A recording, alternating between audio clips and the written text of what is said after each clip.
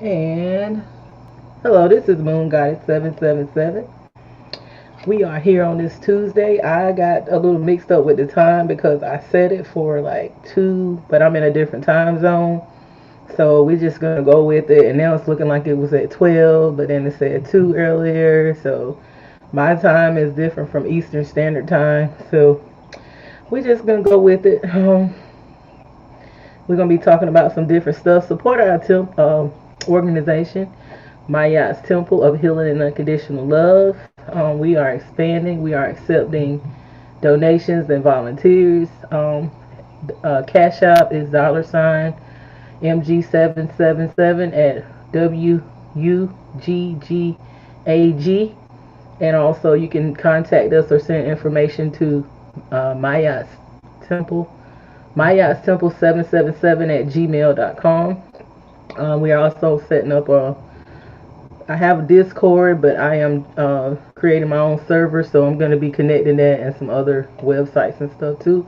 But yeah, support us. We are trying to add value to the community, and you know, realizing that whatever's going on in the community, whatever's going on in the world, we are our brothers and sisters keepers. All right, we're going to get into it. So the first thing I'm going to talk about is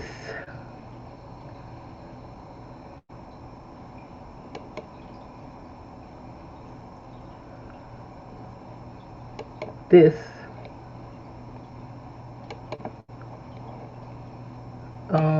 Dorothy Dandridge. We're gonna look at this video and talk about it. She was in the in around the 40s, and she was born in like the 1920s. Very, very, very underrated, beautiful actress. Look at me, 1 second. Very underrated, beautiful actress. She was not given the credit that she deserved, but she was actually uh, compared to Marilyn Monroe. But actually, her and Marilyn Monroe were friends, and she was actually Marilyn Monroe admired her and got a lot of her beauty tips and stuff from her. And actually, she reminds me a lot of Beyonce. I say this is she may be the reincarnation. Beyonce may be the reincarnation because she was such oppressed because of racism and stuff back then. But you see how Beyonce, she just won't stop. She go hard, and she's a natural beauty too. I'm not a big fan of hers and all that, and I'm not trying to run to her concerts and whatnot, but she definitely is a beauty. And I'm not a person that's stuck on skin complexions and all that. I see beauty in all different skin tones, but okay. Taboo, but if you're hard to get, I go for you. And if I do, then you are through, boy. My baby, that's the end of you.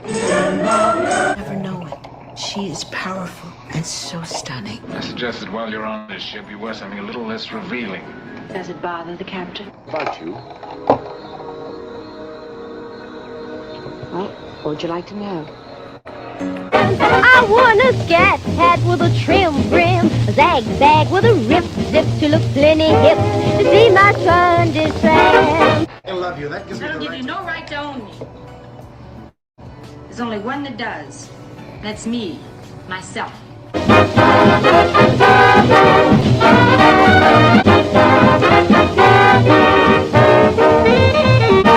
I want a brown gown with a zop top with a hip slip, lace waist in the sharpest thing, see my Sunday man.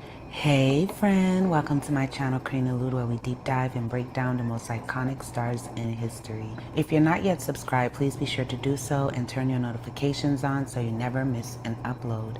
Now let's get into this video. Today we are talking about my favorite icon of all time.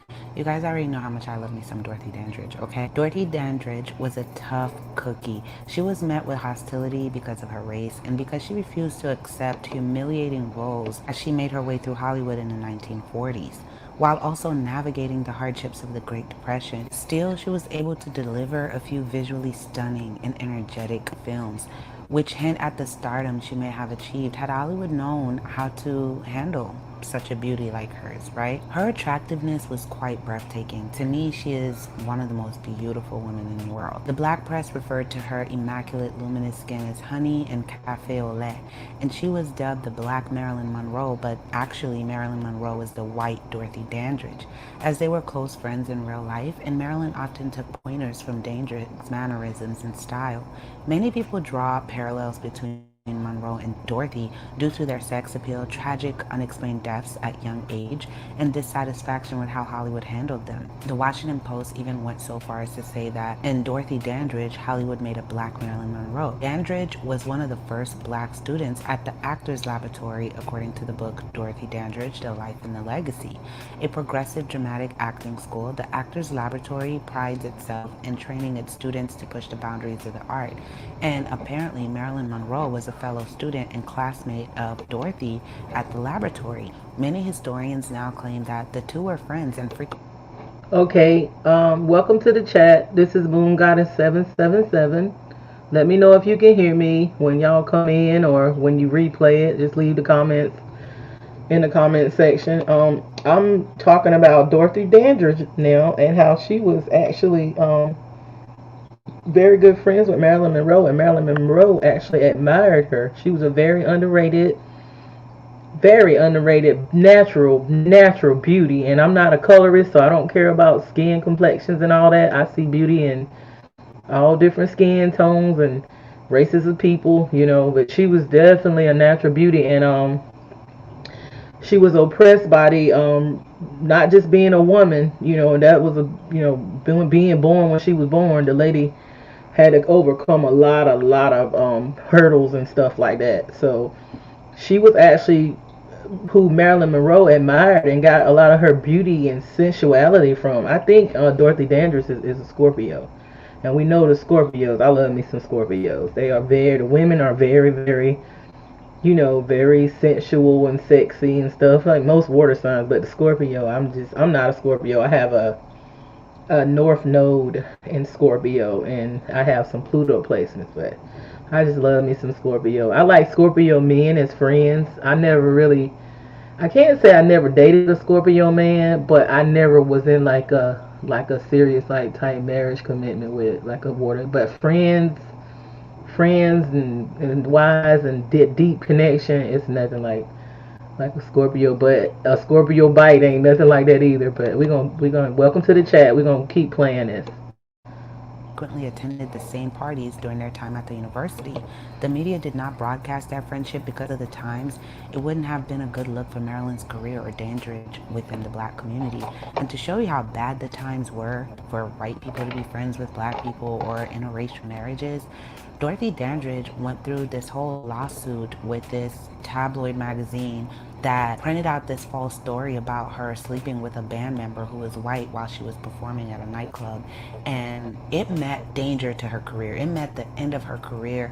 It was getting her canceled before there was cancel culture. It was just so bad that she went in this lawsuit and had to prove that it was a lie, that in fact never happened, and they were banned from printing any more stories. But that's how bad it was. So there's a lot of secrets we won't know. And Dorothy Dandridge also had an alleged relationship with Marlon Brando, which we'll be doing a video from also, which was like the mega star, the biggest star of the golden age of Hollywood's era, right? That also was not publicized. A lot of things were not publicized from her relationship with Peter Lawford, her friendship with Ava Gardner, so many other tidbits that you just won't know. It was just some cruel times, right?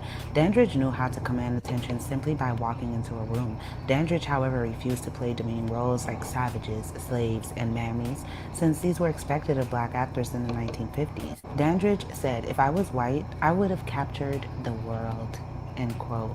Actress, singer, and dancer Dorothy Jean Dandridge was a legend in the United States. In recognition of her performance in Carmen Jones, she received the first nomination for Best Actress ever received by an African-American actress. A singer, Dandridge appeared at the Cotton Club in the Apollo Theater early in her career. She was a member of the performing group The Wonder Children and later the Dandridge Sisters.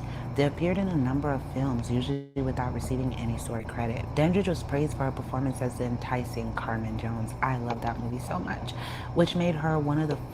Did y'all hear that? Um, she said the narrator of this, her name is Allude, and she has a lot of subscribers. Y'all can check her out. It's a very good commentary. I've seen a few, but I picked this one out.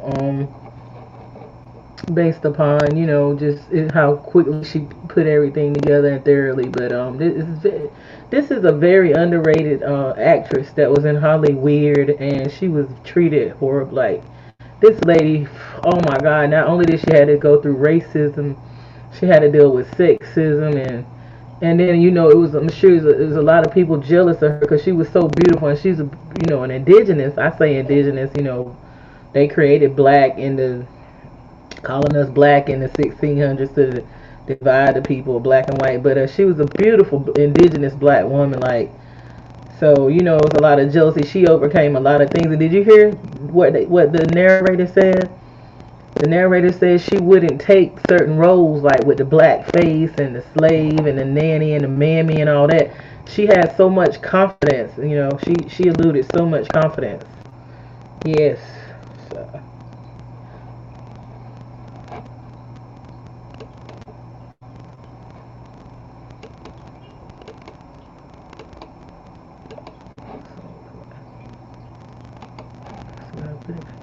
First African-American sex icons in Hollywood.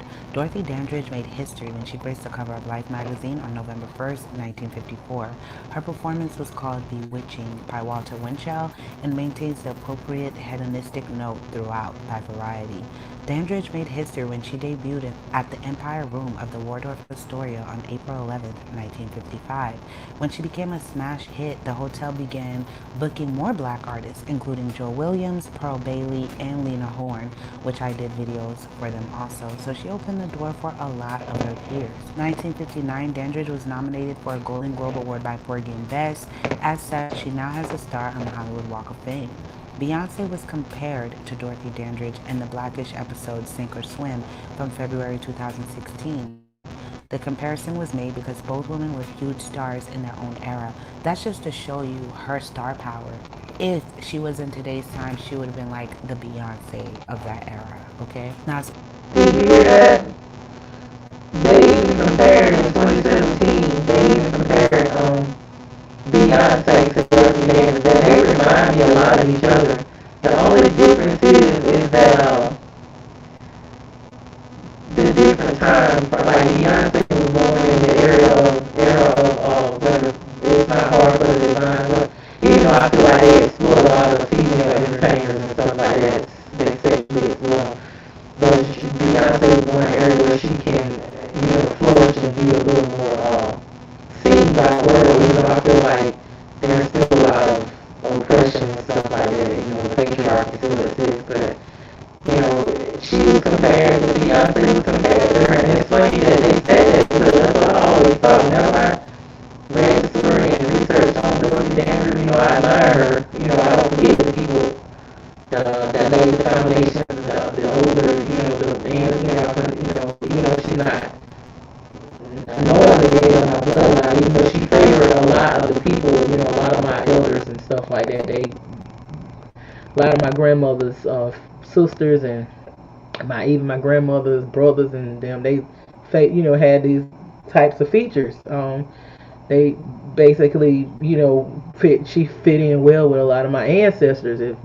If I would show pictures of a lot of my ancestors, they favored this lady, but a lot of them favor her. So yeah, I really think about, when I think about her, I think about Beyonce, and I was like, well, maybe Beyonce is a reincarnation of Dorothy Dandridge, because Dorothy couldn't shine because of racism and sexism, but how Beyonce don't want to sit down. She's never gonna stop. Like, so I'm like, Beyonce, if she is a reincarnation, which is not, it may not be the case, but that's just me and my thought frame. She is making up for how they did her back then, where she could not do her thing. She is freaking, making up for it now. She really was a free spirit. Like, she, with the Scorpio, they're deep. They feel things so deep, and they love so deep. And by the way, I'm gonna talk about that too. Y'all know that Jackie O, may she rest in power. The beautiful Jackie O was a Scorpio too. Yeah. So we're gonna play some more of that. As far as her favorite things before we get into Giddy up. Oh Let's get no. right into it. How do you make money using artificial intelligence and tools like ChatGPT? to her childhood and, some of the tragic details of her life. She was short in stature, just 5'5", and weighing only 115 pounds. Her favorite color was black. Her hobbies consisted of reading, photography, learning, traveling, dancing, and singing. Though she didn't complete her formal education because her parents, her mom was a stage mom. She loved to learn and she loved to read, and she often took photos of herself surrounded by books and reading also with her library, much like Marilyn Monroe. Dorothy Dandridge was a wonderful cook. She enjoyed entertaining and favored a traditional African American soul food diet. She loved collard greens, potato salad, and fried chicken. She also experimented with French recipes. Her favorite to cook were greens and chitlins. Now let's get into her childhood. She was born on November 9th, 1922 in Cleveland, Ohio. Dandridge was born to entertain her mother Ruby and musician father Cyril. Her dad was a minister and cabinet maker just before she was born. Her parents got divorced. Ruby, Dorothy's mom, started a singing and dancing act called the Wonder Children. Her mom also had a girlfriend, guys, and lover, Geneva Williams, who orchestrated the whole thing, okay?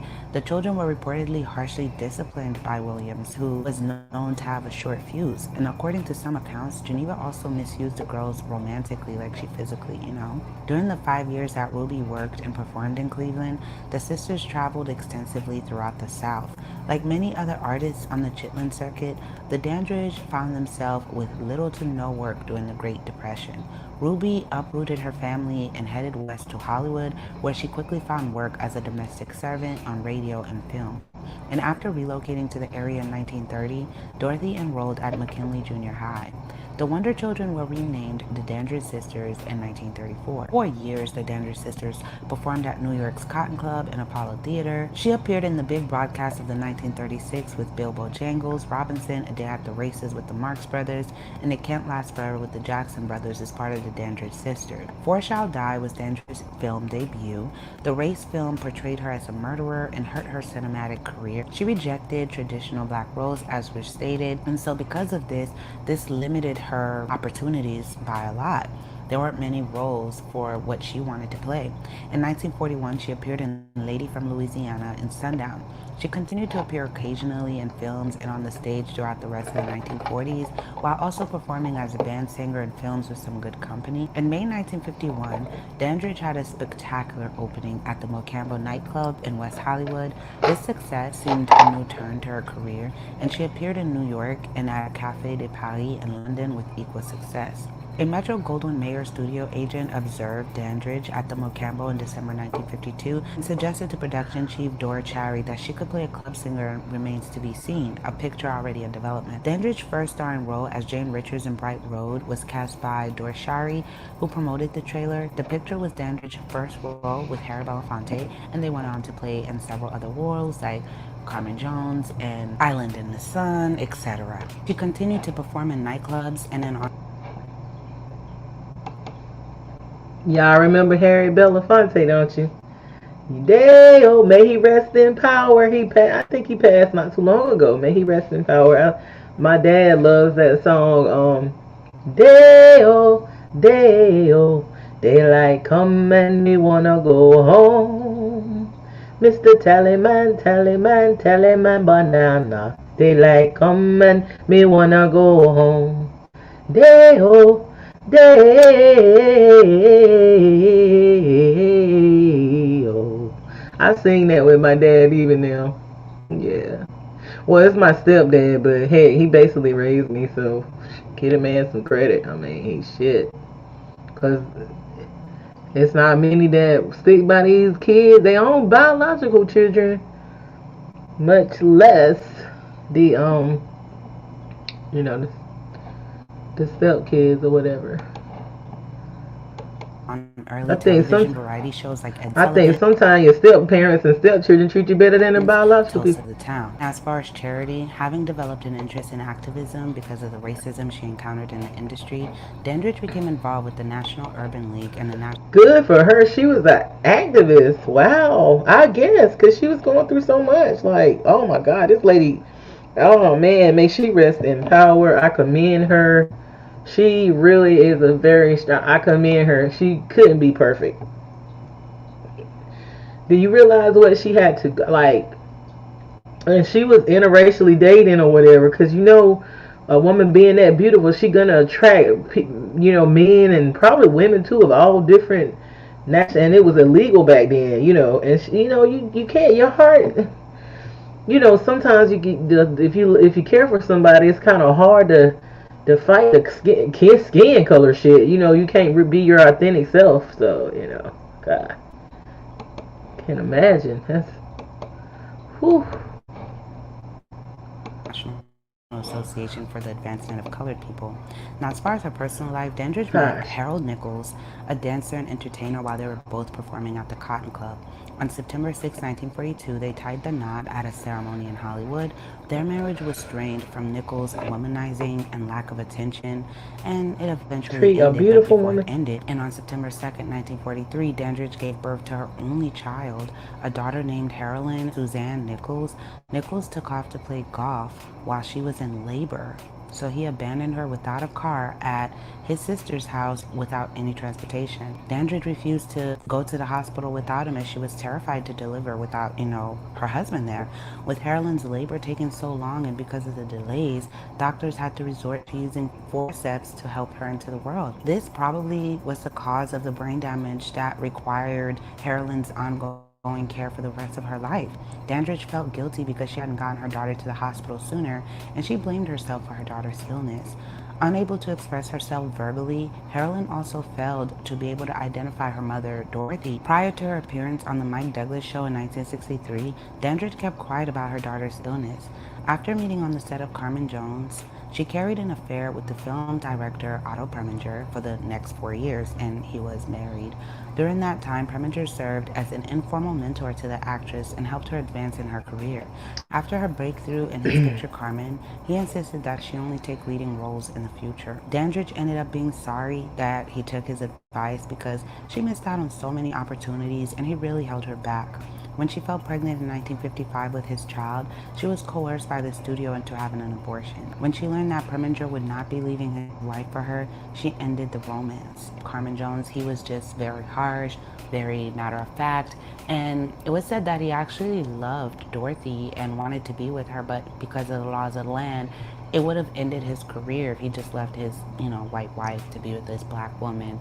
And she felt so rejected because of that. And that also spiraled her into depression and drinking. It really started weighing on her. And I can't even imagine. Dandridge tied the knot with Jack Dennison on June 22nd, 1959. And in 1962, after a period of financial difficulties and claims of physical violence, they got a divorce. Jack Dennison used her for all of her money, paying off his debts and entering into failed businesses. Hey, do you want to start streaming? With All Pro, you get access to hundreds of overlays and alerts. Install them with just one click. Etc. And basically left her penniless. So he had this restaurant, and Dorothy was used to singing in these big, lavish clubs, getting so much money from that. But he limited her to only singing at his little restaurant that barely got good business. Yeah, people came in, but she wasn't getting the same amount of money that she was getting in those bigger clubs.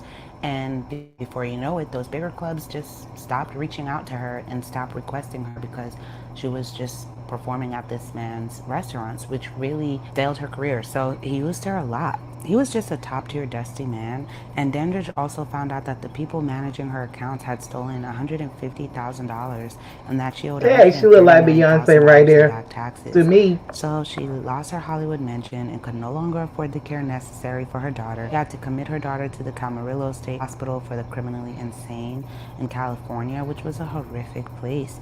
This would forever scar Dandridge and left her with immense depression, guilt, and sadness. Dandridge landed in a studio on Fountain Avenue in West Hollywood. That's where she was staying in the studio apartment.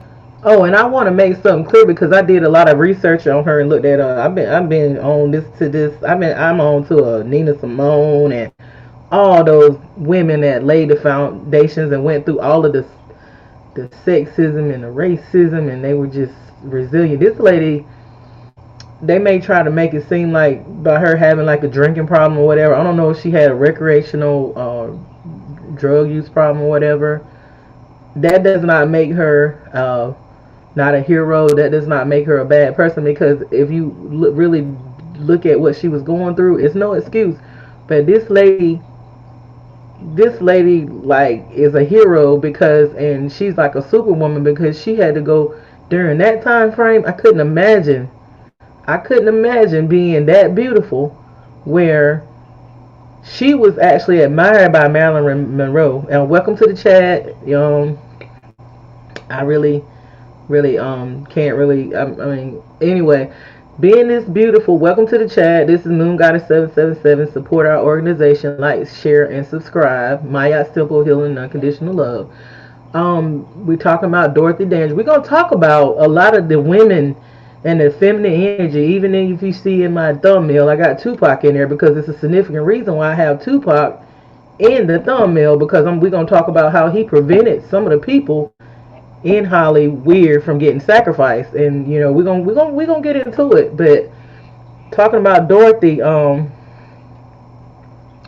Dorothy had to go through a lot. She's like I said earlier. If comment, let me know if you can hear me.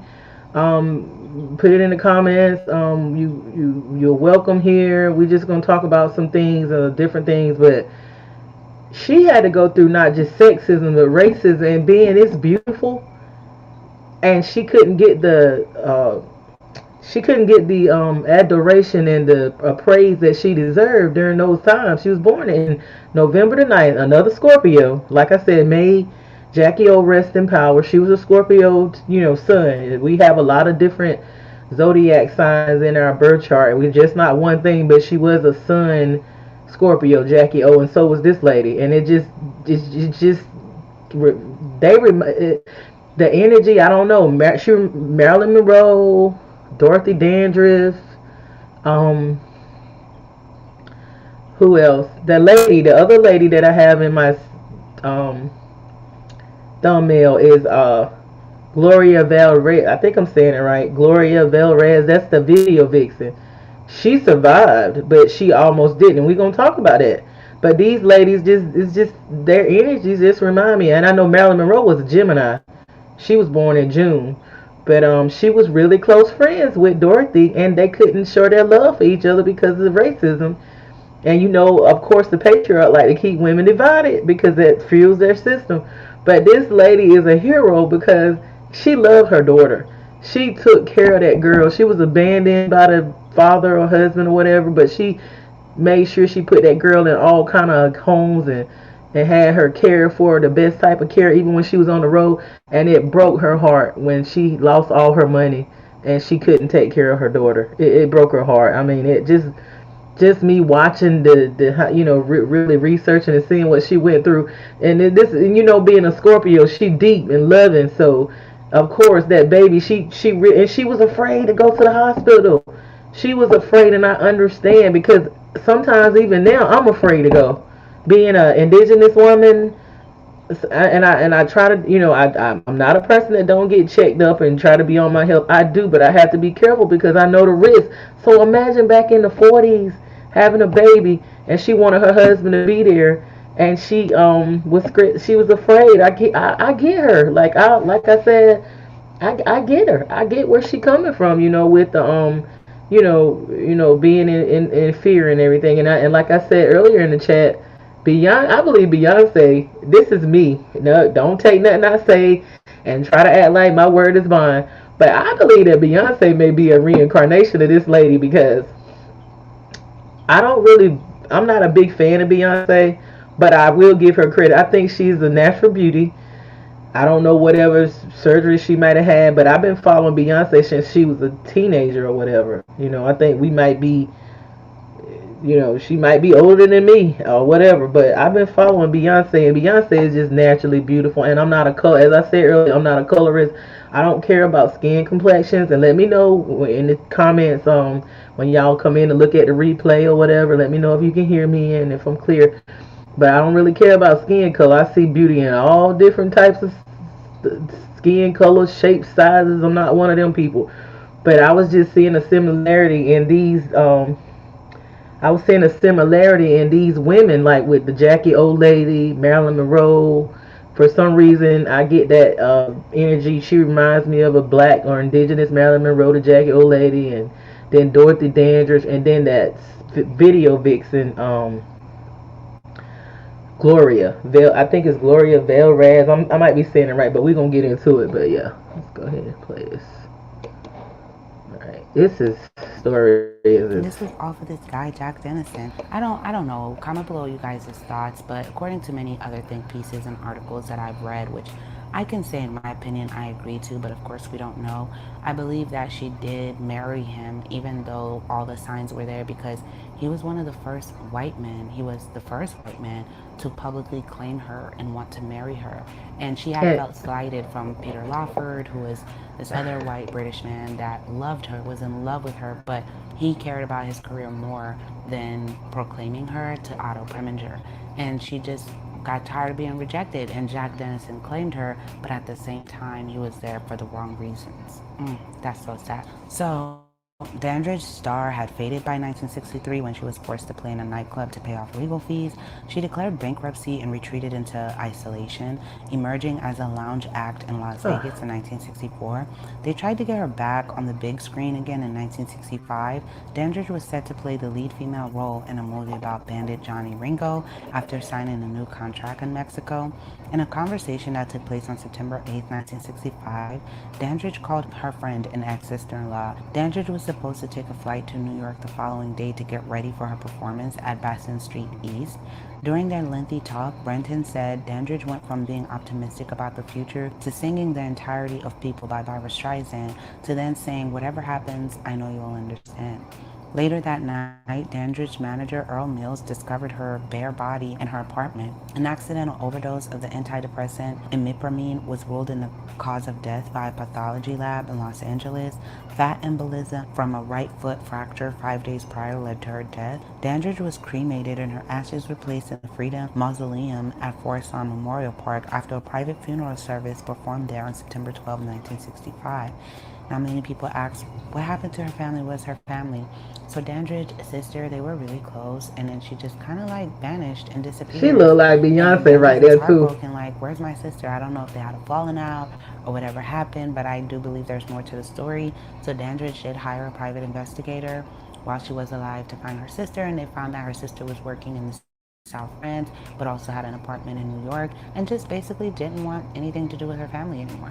Dorothy Dandridge was even seen on red carpets with her sister and taking her as her date on these Hollywood events. So there's no real say as to what happened. So I have received some information about her daughter that, you don't really know if it's true, so you can't just go along with it, that what happened to Harlan. Harlan was, according to many sources, say that she's still alive and is in an institution in California, still unable to speak.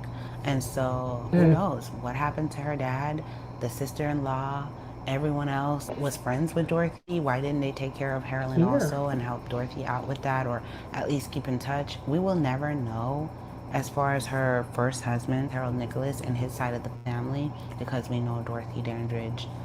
We don't know what happened to her sister, if her sister had any kids, or, what happened to Dorothy Dandridge's legacy? Where is her people? I would love for, just like with Marilyn in our updated video, how in 2022 there was newfound information where we're now able to know who Marilyn's father is, what happened to her sister, where's the kids, you know, all of those things to kind of bring her legacy back, because Marilyn till this day is still being recognized and talked about. All these people are still being talked Right. about when Dorothy Dandridge was a big deal and deserved similar recognition, but her legacy just seemed to kind of like fade.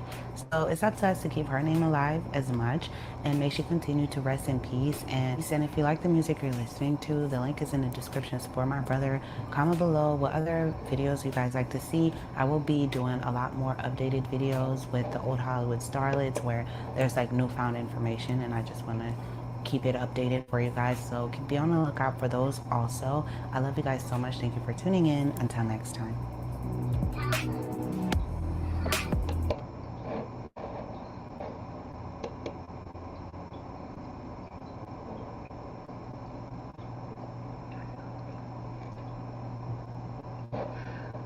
Yeah, that was Kareem Alude. That's a good that is definitely a great little short put together real nicely biography on Dorothy Dandridge. She's very underrated, very beautiful. She was indigenous. She wasn't biracial or none of that. This lady was an indigenous black woman. You know, like I said, a lot of my grandmother and them, her sisters, and a lot of my ancestors look like this lady. But they were in the well, I guess, how can I say this? I guess when they it, some of my research, they said they brought some of my people to the area of the South, so they might have came from, ain't no telling, Louisiana, the Louisiana, it's no telling, that Trail of Tears thing. But she was underrated. I mean, I think, I really, it'd be funny if that really was Beyonce it would be a really good, it makes sense because she was so oppressed, underrated. She didn't get the credit she deserved. Very beautiful, talented, sensual Scorpio. I mean, I'm interested in a lot of these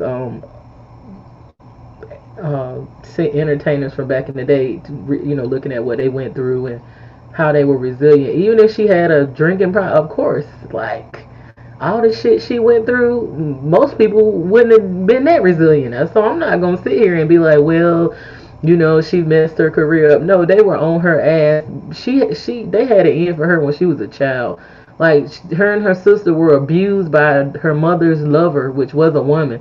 So it is women that, it's not just the men. We got some women out here that's into that type of thing too. They was exploiting them. I'm not gonna say her mother necessarily, because sometimes these women get with these people and they really get it with you for your children and try to drain your children. It's really about the children, really. I'm telling you, it be about the children. I'm just being straight up. It's a full moon was just a full moon in Sagittarius, and that Gemini is squaring the moon. So I got a little bit more straightforward. The aim is the children. It's not necessarily us or whatever. Yeah, you know that's the package deal, but it's really to get to the children. That's what it's about. I mean, it's really to get to the children. So yeah, that was a great insert on Dorothy Dandridge. And as you will see in my thumbnail, it's just women just remind me of each other. The Jackie O, like I said, may she rest in power. Dorothy Dandridge and Marilyn Monroe was an admirer of Dorothy Dandridge, but they made us think that Dorothy Dandridge was the black Marilyn Monroe, when really Dorothy Dandridge was spitting all the game to Marilyn Monroe, and they were friends, but they really couldn't show their love for each other in public because of racism and sexism. Of course, back then in the 1940s, they were born in Marilyn Monroe was born in 1926, June, I think like June 1st, beginning of June, and Dorothy was born like November the 9th of 1922. So back then, they really didn't want women. Women wasn't even able to vote till when?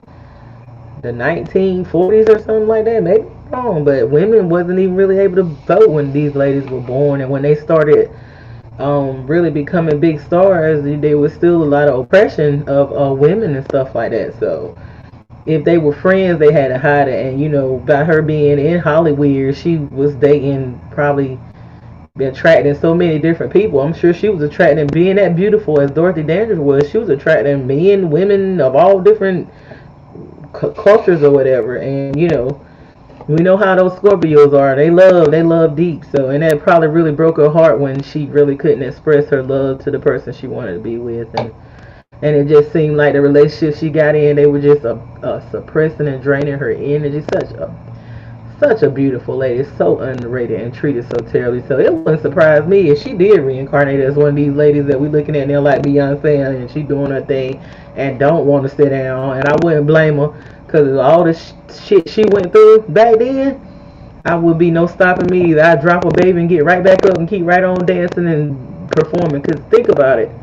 Look at what she went through. Like, it was horrible. Like, she was abandoned with a baby that was, and then the reason why the baby was disabled was because of the forceps that they used to take the baby out. And she loved that little girl, and then it broke her heart when she lost her money. You know, she had men messing over her money and stuff. So, you know, anyway. So now we're gonna get into this. The other why I have the lady up there with the bathing suit on, and that's the same lady that's in the thumbnail with a Tupac, and she's up there with the guy that looks like Gilda Bard or something like that. And we just gotta get into it.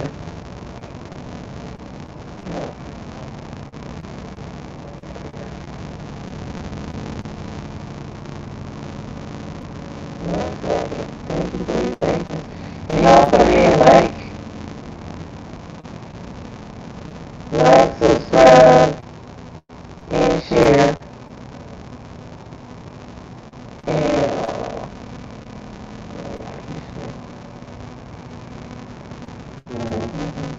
And support our temple by our temple of and unconditional love. We are accepting donations and we are accepting volunteers. You can reach me to see the temple 777@gmail.com for contact information.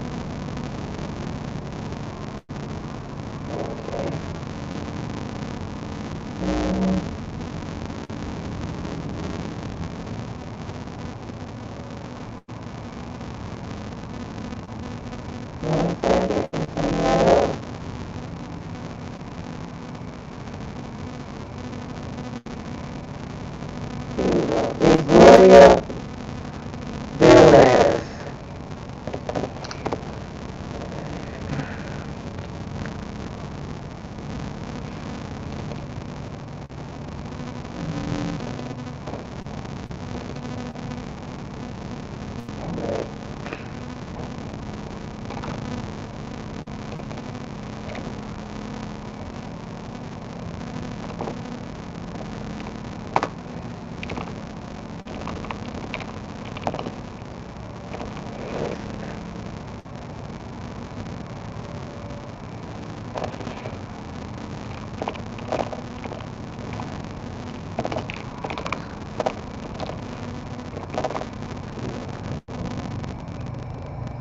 Oh, here we go.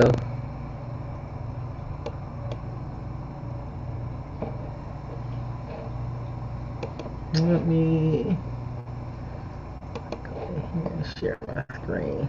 Share. Okay.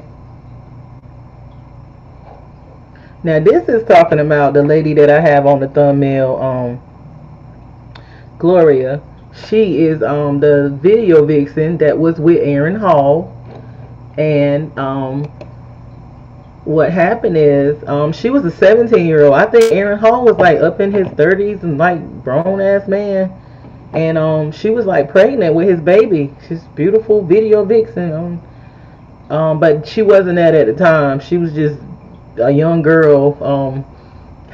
Got pregnant by Aaron Hall. She said that she went to a Mother's Day ceremony, and I'ma just let it play a little bit, then we're gonna get into it. But this is Mooney right here, just talking, you know, how he always talk. I'm on live.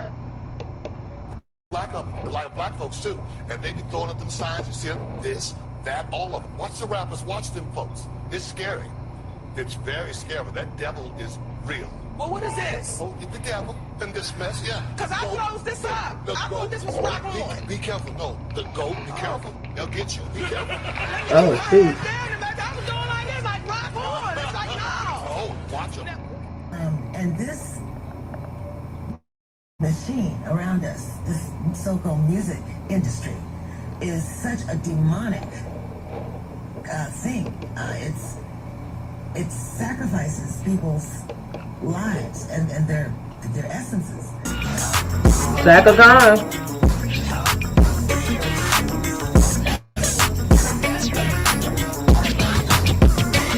What's up, y'all? You know, when it comes to Hollywood, celebrity sacrifices come all year round. The death of Twitch and Takeoff and countless others have brought about the conversation of sacrifices. So, do you guys remember when video vixen Gloria Velez stated that Tupac saved her life? He saved her from being an industry sacrifice. This was all allegedly by the hands of Aaron Hall, you know, 1/3 of the R&B group guy. And just in case you don't know who Gloria Velez is, you know, she was a top 90s video vixen. You know, everyone wanted her. You know, she had a child by Aaron Hall. She was in so many videos, rap videos. I know a lot of people say she was a pass around, allegedly. Now, Gloria, you know, she spoke on this situation. Aaron Hall pretty much denied it, but let's hear from the horse's mouth. As always, drop down in the comments and let me know if you believe Gloria's story.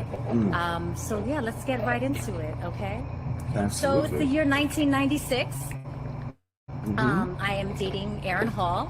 I am 17 years old and pregnant at the time, I know.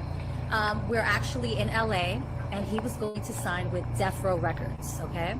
So he's recording, doing music, you know, he's doing video shoots. And I was, you know, part of it. We were living out in a hotel, you know, because we wasn't, you know, living there. We was just recording and he was just getting a feel of the whole, everybody's gonna sign with Death Row. You know, you got Pac, you got Casey and JoJo, you got Snoop. It was amazing to be a part, you know. So yeah, Aaron's super talented, and they want him to be a part of Death Row Records. We were invited to a Mother's Day event, 1996, and all of Death Row family and friends were supposed to join, come and watch, you know. Well, y'all remember Aaron Hall? I like the things you do to me. I like. He was messing with them young girls too, cause he was way up in age, and this lady was like 17 years old. Y'all, I guess they all was doing it, and I had to stop anyway, cause I just can't let nobody commentary. You know, I'm learning. I'm trying to follow the rules. I can't just let somebody else commentary play. This is Chestnut. Shout out to Chestnut Checkers. I seen this a while back. So this is another one of my persons that's on my thumbnail that reminds me of that energy of the Marilyn Monroe. My girl Dorothy Dandridge, and they all rest in peace, and even Jackie O. But she made it, y'all. This one made it thanks to Tupac, and they said he done saved a lot of people from being sacrificed. And y'all, they was trying to. She said allegedly. This is not my words, but I'm stating what they said. And this is just for entertainment purposes and all this and that. You know what I'm saying? It's just entertainment, teaching, and educational news reporting purposes. But she said that Aaron knew about it. But I'm gonna let it play. I just had to stop it a little bit because I don't want to just let it play all the way through. Cause alright, I'm gonna let y'all hear it and then we're just gonna play it. Their relatives perform for them. So I thought that was a beautiful thing. I was gonna get my hair and nails done, and Aaron was like, I can't take you. Tupac is going to take you and make sure you're good and safe. I was like, oh, okay.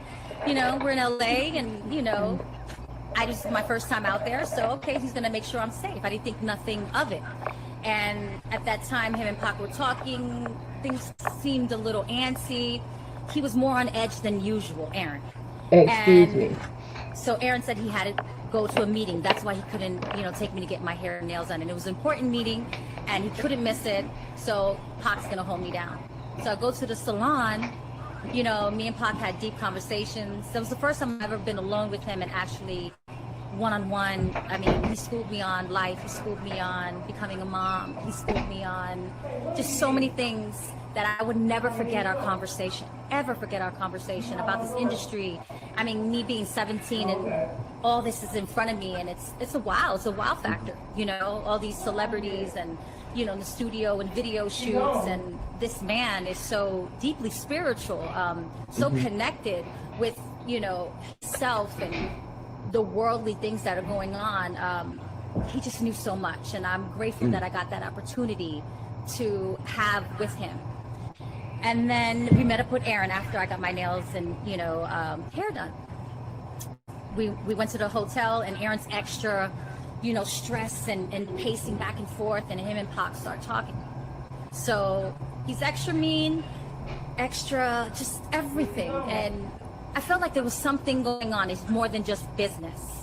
So to let you know, allegedly, when he was, you know, going to this meeting, he was kind of pleading for my life, you know. Some of these people, to be down with the cause, you got to sacrifice people, which is insane to me. And allegedly, they told him, I'm back, people. You know, I'm back. There come a dime a dozen of her.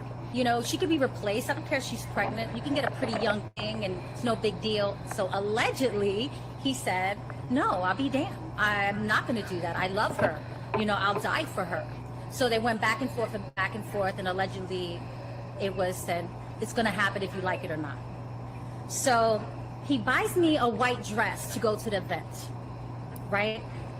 And the day of the event now, we're getting dressed, and he's extra antsy and very mean to me. I mean, he was mean, but he was mean. And everybody knows he was, you know, violent, verbally, physically, emotionally.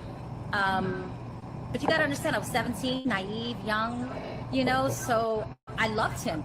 You know, when you love someone, you make excuses for people, you know. And let me say something, y'all. I'm going to let this play.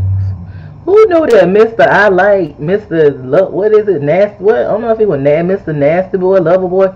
He was a little before my time. That's who my brother and them listened to.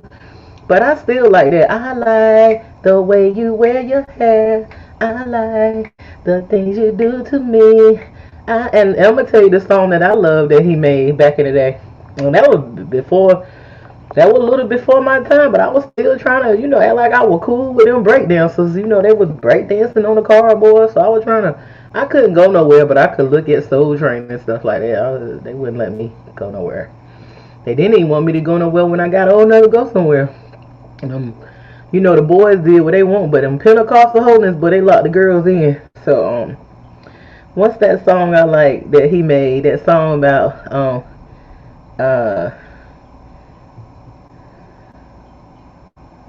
I miss you. I'm talking to you, baby. Lady, I miss you.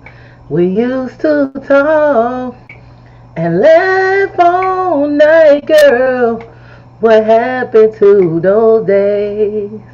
Did they all just fade away?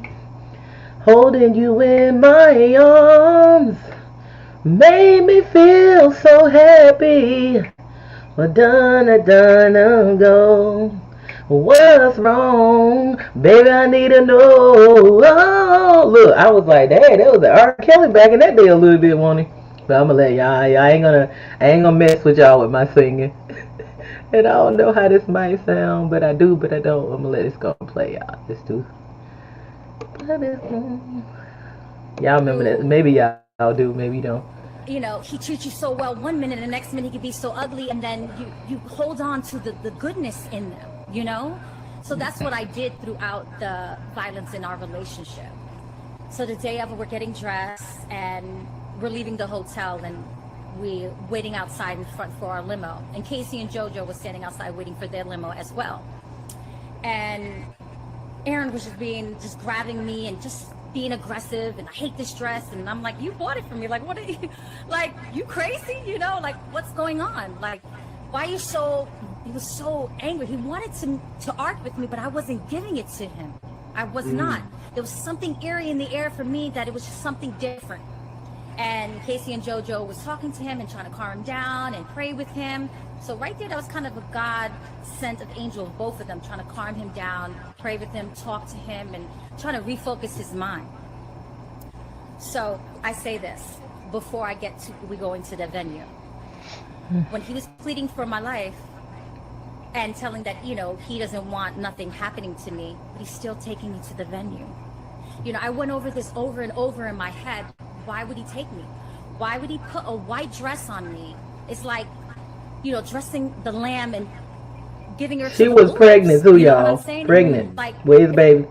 Everybody has different levels of love or how they should love someone. Obviously, he doesn't know how to love right.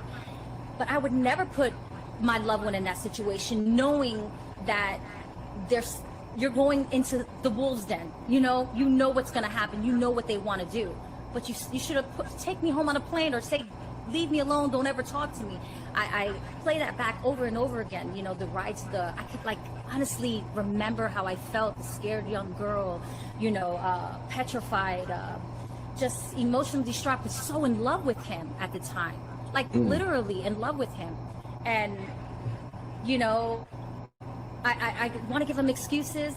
You know, that's what a lot of women do when you're abused. We give them excuses after excuses, but, you know, maybe he felt obligated to. You know, he wanted to be famous. He wanted them to be accepted. But you got to have limits and sacrifices, you know, to want to be rich or to want to be famous. You got to have limits. You know, you can't. That limit of sacrificing a person shouldn't be ever.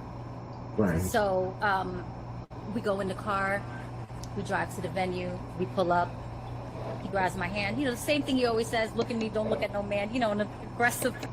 I just want to say this. She must have been real young and not know the game then, because you know, from my understanding, that's what they do in that industry. To get to a certain level, they have to sacrifice something that's really precious to them, and whether it be the spouse or the mother, the father, the kids, or whatever. I guess if they don't want to. I mean, this is my opinions. This is just for entertainment purposes, educational news, and it's my opinion. I think that if they don't want to do none of that, they gotta sacrifice themselves. You know, that's my opinion. You know, and if you look at like most even religions, like anything, religion, spirituality, occult, it requires a sacrifice. So maybe they have taken it to whatever God that they are worshiping. That God requires a blood sacrifice. Maybe that, from my understanding, whatever God they are honoring in Hollywood requires a human sacrifice. So I don't know. Maybe they have babies for that purpose. Maybe sometimes we don't even know if they. Sometimes they say they miscarry. That, you know, that could be a sacrifice or whatever. I mean, from my understanding, it's alleged. I don't know for sure, but whoever they honoring or whatever in that industry, in that, you know, whatever that group honors, I think requires you know, that entity requires human sacrifice. But okay, let's get back to it.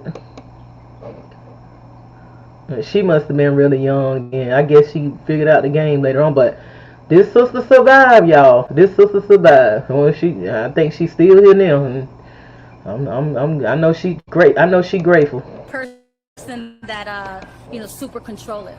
You know, the same routine. We walk in. So when we walk in, before we enter the venue, of all the people and the cameras and all the family that's sitting down at the tables, this old lady was walking out, being escorted out actually.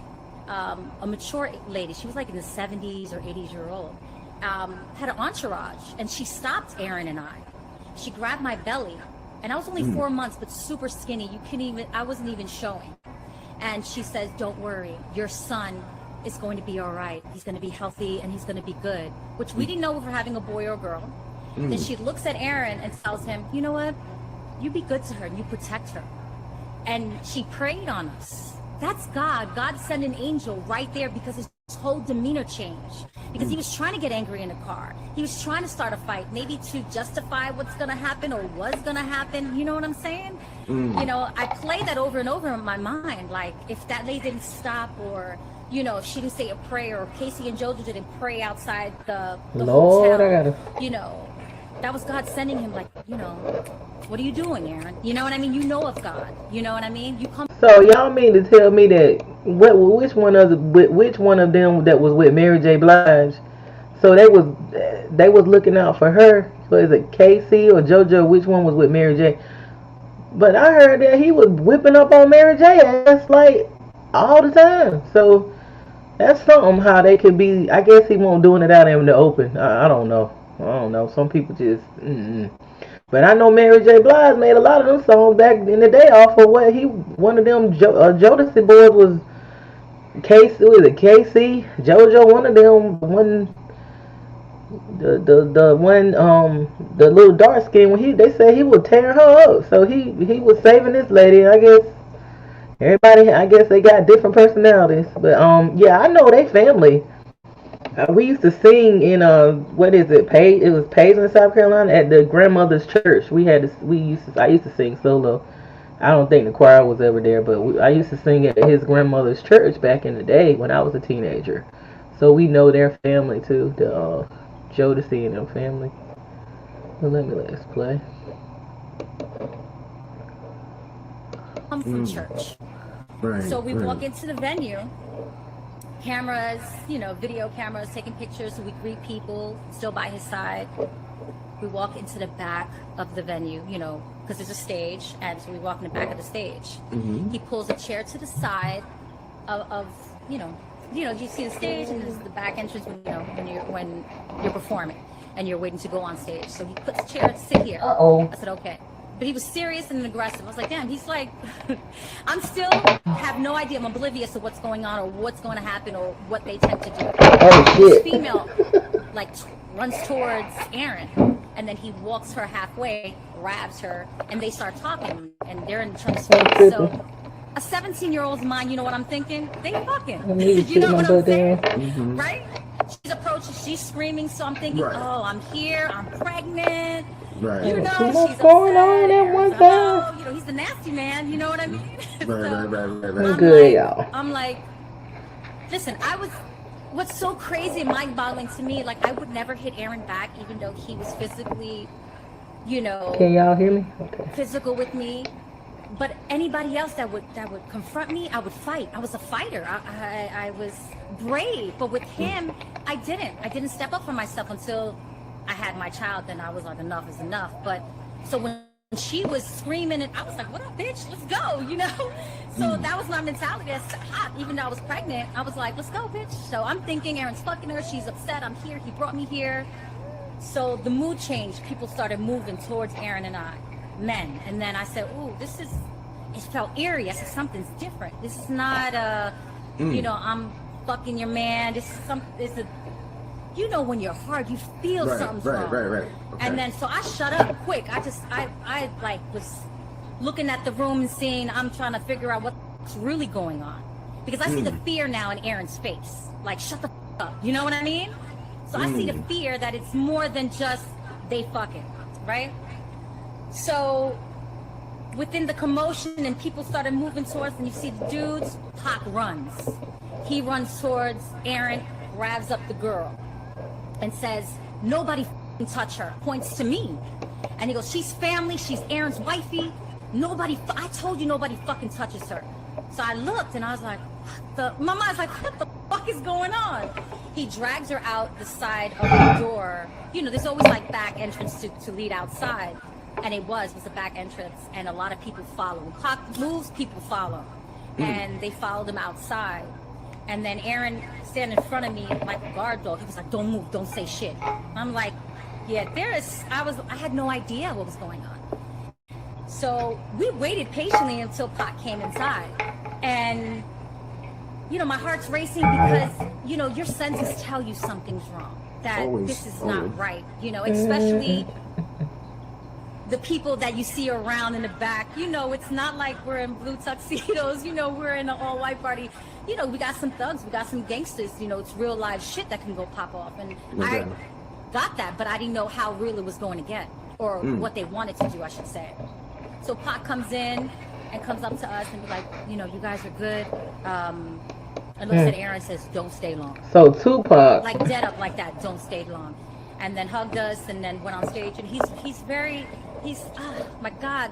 Not knowing at that point he was my angel, he saved my life. I mean, I'm happy that Aaron stood up and grabbed and he was like, no, you know, but I'm mad that he brought me there anyways, you know, because he had a choice. You know, God always gives you a choice. Demons always give you a fucking choice. You know, that was his choice to bring me there to those wolves, you know, a lamb 17 and pregnant. Yeah. So maybe he was contemplating with himself. I don't know if he was battling himself, but Pac saved my life. And I'm grateful that he saved my life. And we stood for a little while and we said goodbye. And before we said goodbye and left, one of the demons came up to me and said, "You're blessed." You know, he said a bunch of other things that I will not say, but I mean, I was looking a demon in the eyes. You know, he was telling me that you almost got, and I felt it in my soul. Like when he stared at me and looked at me and was like, "Oh, you just passed. You almost died." They say that Aaron Hall tried to brush this off like she didn't know what she was talking about, but people know when they about to get out of here. When somebody trying to, you know, you get that feeling or whatever when you know, you get that feeling. You know when something ain't right or whatever. So I believe her. I really believe her. Yeah.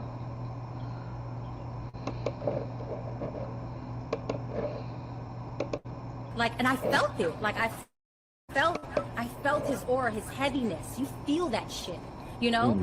And then we left, and then we went to the hotel. He didn't go to any other recordings. He didn't go to any other video shoots, and we went on a plane and left. A few days later, we never turned around.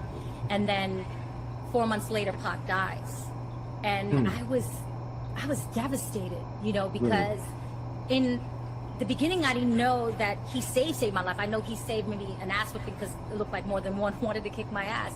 But I didn't know the reason that they wanted to, you know, leave me to die. You know, the setup allegedly was to make it look like a gang thing, you know, beat her up to death, you know, and leave me on the side of the road somewhere. So that's what allegedly they were supposed to do. And whatever else, because there was dudes approaching. So it wasn't just a female, you know, she had dudes with her. What was her purpose? The female. To drag me out, to start it off.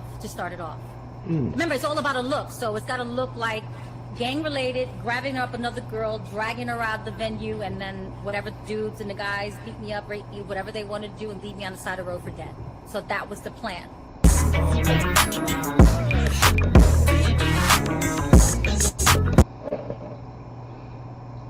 Oh wow. So we see with Gloria Valdez, how she was saying what happened to her, and like it's just crazy. Like we don't know if some of those people, you know, that passed and their death was like set up to make it look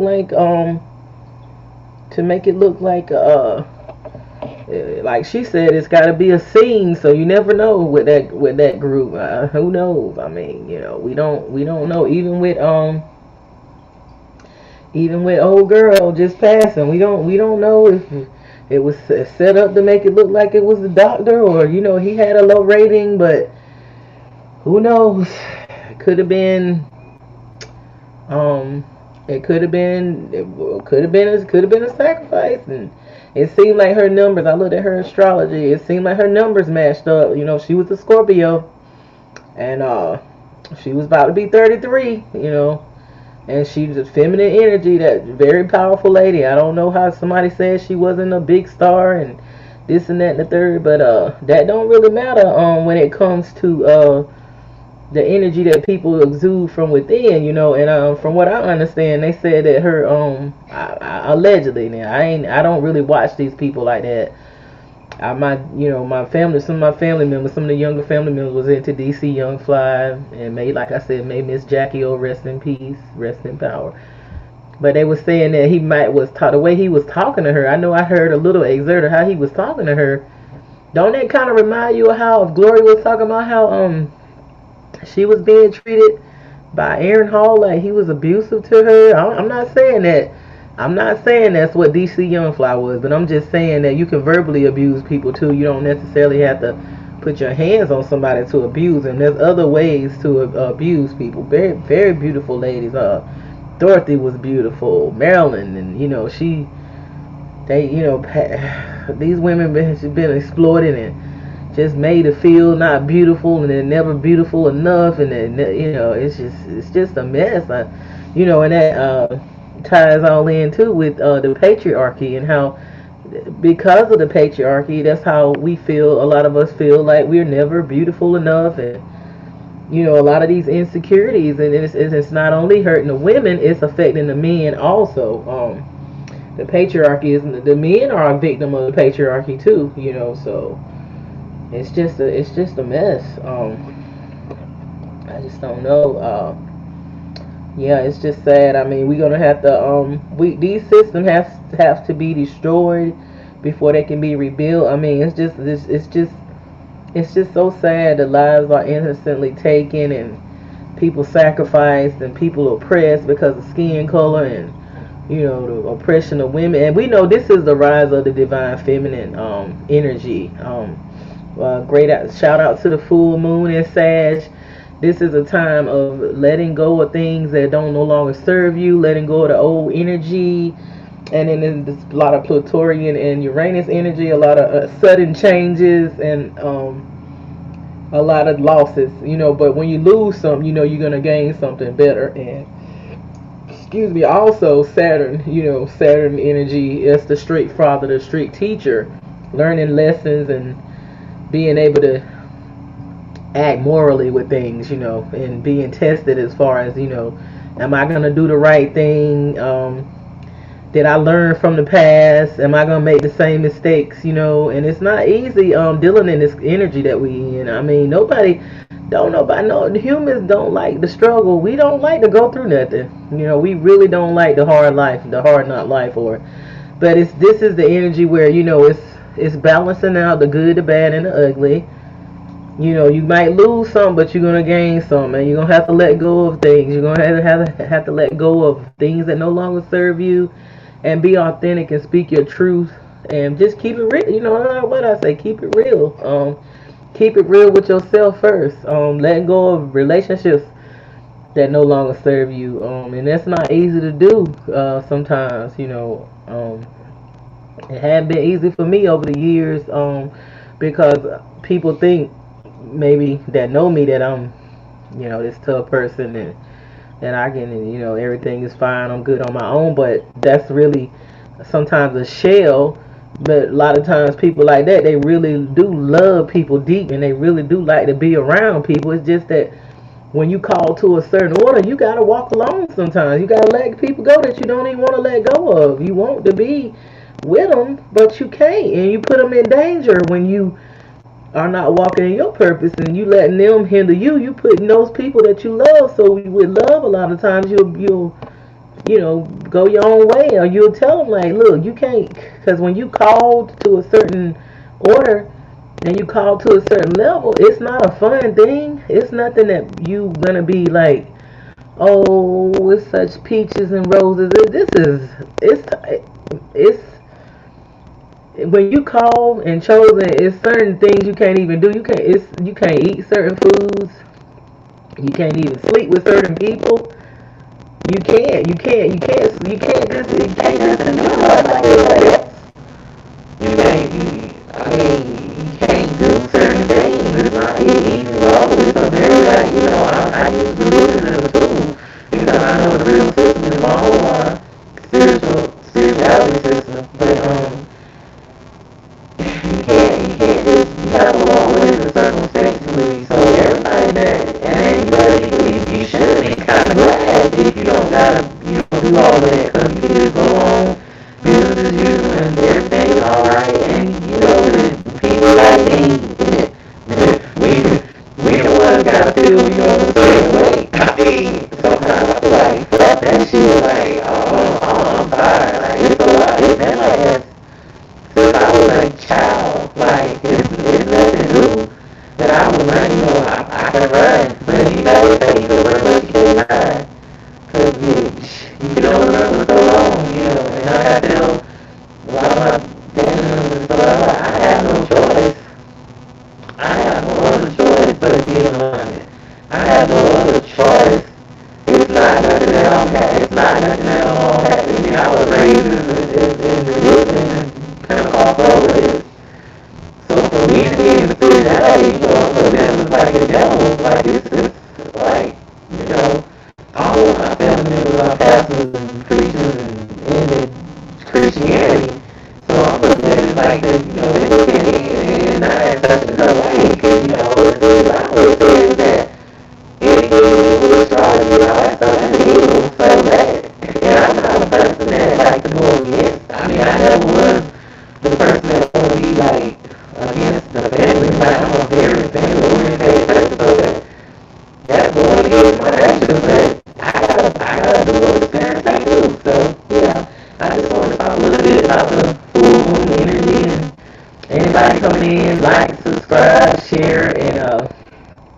got some new members coming in. I'm connecting my other channels and stuff like that. Support our organization, My Simple Healing and Unconditional Love, and comment if you can hear me and you can see me. Let me know what you think, because you know we've come a mighty long way, and I'm patting myself on the back. I had some help too. I'm grateful for the help. I'm grateful for the assistance and stuff like that, you know. And if I don't have, I never want to be a big star. If I don't have but a couple of people watching me, if don't nobody, I'm just happy to be, look, if nobody don't watch, because I ain't even in it for the money. I do my organization. I've been doing that since I was a child with my grandmother. I did that with my own money, so it's gonna pop regardless. Like, I'm just doing my passion. I'm just grateful to be at this level, because it was a time when I was afraid to get up here and be this authentic, you know. So I'm just grateful to be able to be this transparent with y'all, and send y'all out some real unconditional love and compassion. And I got on that show when I was angry, but, and you know, I done performed and stuff with music, but that's, you know, just to get up here and keep it real and just be authentic, and just, you know, that's a lot for me, because I'm a very private, secretive type, you know, not sneaky, but I'm very private about my stuff, you know. So y'all getting that love, that unconditional love, even though it might be a little tough sometimes, and I'm telling the truth. I'm just gonna be honest. Like, I'm not gonna try to pretend that I'm something that I'm not. I'm not gonna try to tell you something that I have not already been through or tried or whatever. So yeah, and we got some books coming. You know, it's been a long time coming, because it was not time for me. When I kept saying, "Oh, I'm about to finish this book up," I had some more chapters to put in there. I had some more healing to do. I had to go somewhere and sit down, go somewhere and sit in the corner, and work on myself some more. Yeah, I had to put. I had to, you know, work on myself and work on my inner soul and all of that. So yeah,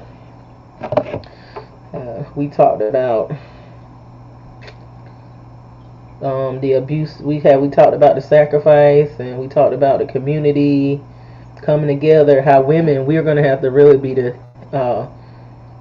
we're gonna have to be back, we're gonna have to get into our matriarchal energy of community and sisterhood, you know, coming together for sustaining food, growing food, and teaching the children the truth. You know, we got to work on ourselves first before we can come together and do that. I'm looking for like-minded women that are ready to, you know, build and take planet Earth back to where it need to be. The Earth is hurting. The world is hurting. They still over there in some countries selling little girls, little 9 and 10-year-old girls, for a few dollars, because the parents can't eat and the parents owe the neighbors. This has gotten out of hand. The abuse of children, women and men, because the men are a victim and don't even realize it, of the patriarchy too, you know. So, and they feel like if they have all the wealth, then they can control the masses and stuff like that. So yeah, and we're gonna get into this now, talking about this artificial intelligence.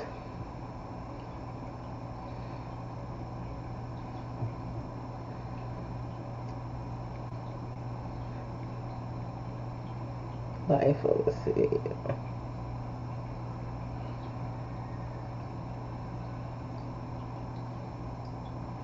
Let's see. Here we go. Here we go. We about to get into talking about this artificial intelligence. Yeah, I'm all around.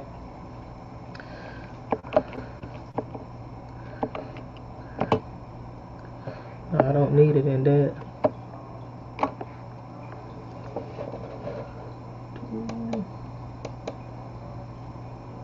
Where are we going at? Look. Get out of this full screen.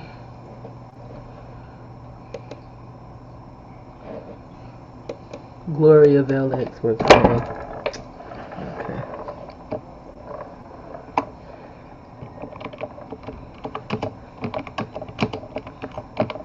Okay.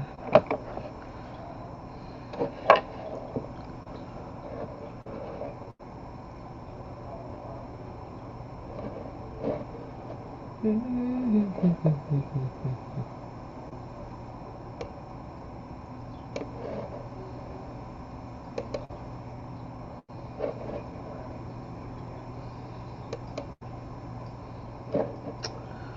y'all, we about to look at the diary of a CEO, and we're going to talk about artificial intelligence and where will we be at in the next few years and the seriousness of it and what they are not telling us.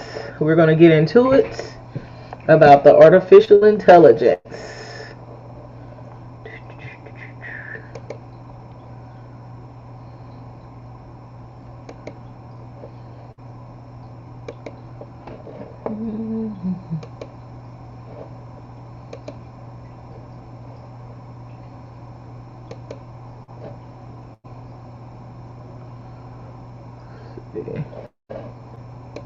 Music and sound effects that you can use across all of your content without having to footsteps of a technological shift that I don't think any of us even have the mental bandwidth, certainly me with my chimpanzee brain, to comprehend the significance of. But this book is very, very important for that very reason, because it does crystallize things. It is... Okay. We are getting ready to get into the artificial intelligence and talk about what are we doing and what are they hiding from us and where we will be at in the next few years. This is Stephen. He is the host of the Diary of a CEO, and he's sitting down with the Egyptian entrepreneur and writer Mo Gaudat. He walked away from Google. He was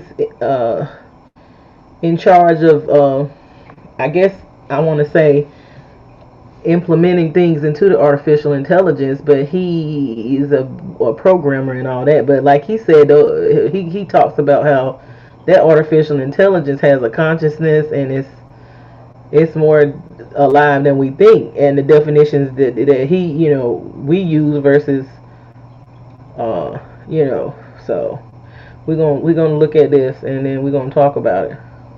And it even talks about the grandfather of talk about the grandfather left Google too, the grandfather of artificial intelligence, Jeffrey Hinton. So now we about to get into it. Let's do it. Optimistic in its very nature, but at the same time it's honest. And I think that's what this conversation and this book have been for me.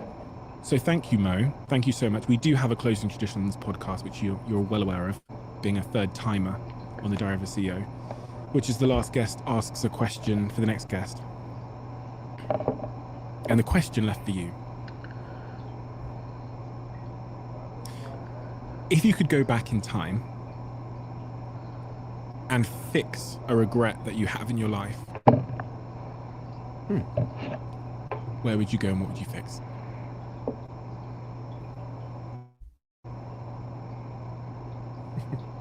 It's interesting because you were saying that Scary Smart is very timely.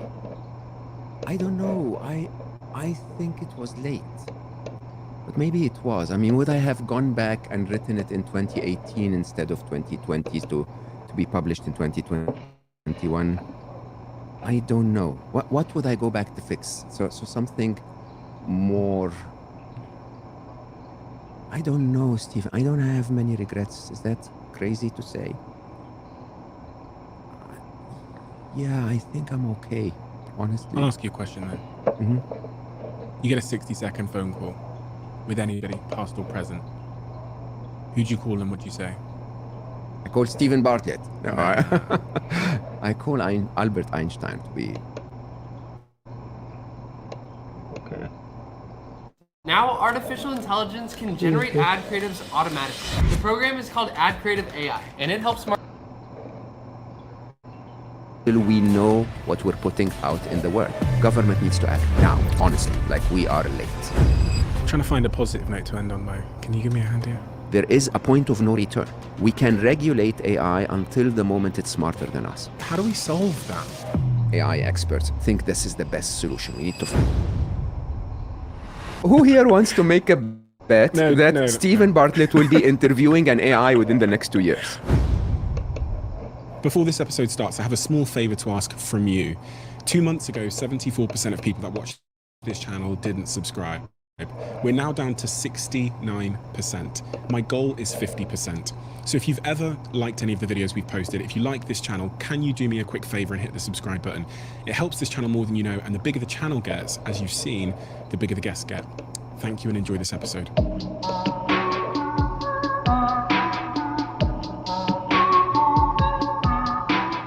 Mo, why does the subject matter that we're about to talk about matter to the person that's just clicked on this podcast to listen? It's the most existential debate and challenge humanity will ever face. This is bigger than climate change, way bigger than COVID. This will redefine the way the world is in unprecedented shapes and forms within the next few years. This is imminent. It is, the change is not, we're not talking 2040. We're talking 2025, 2026. Do you think this is an emergency? I don't like the word. It is an urgency. There is a point of no return, and we're getting closer and closer to it. It's going to reshape the way we do things and the way we look at life. The quicker we respond, proactively and at least intelligently to that, the better we will all be positioned.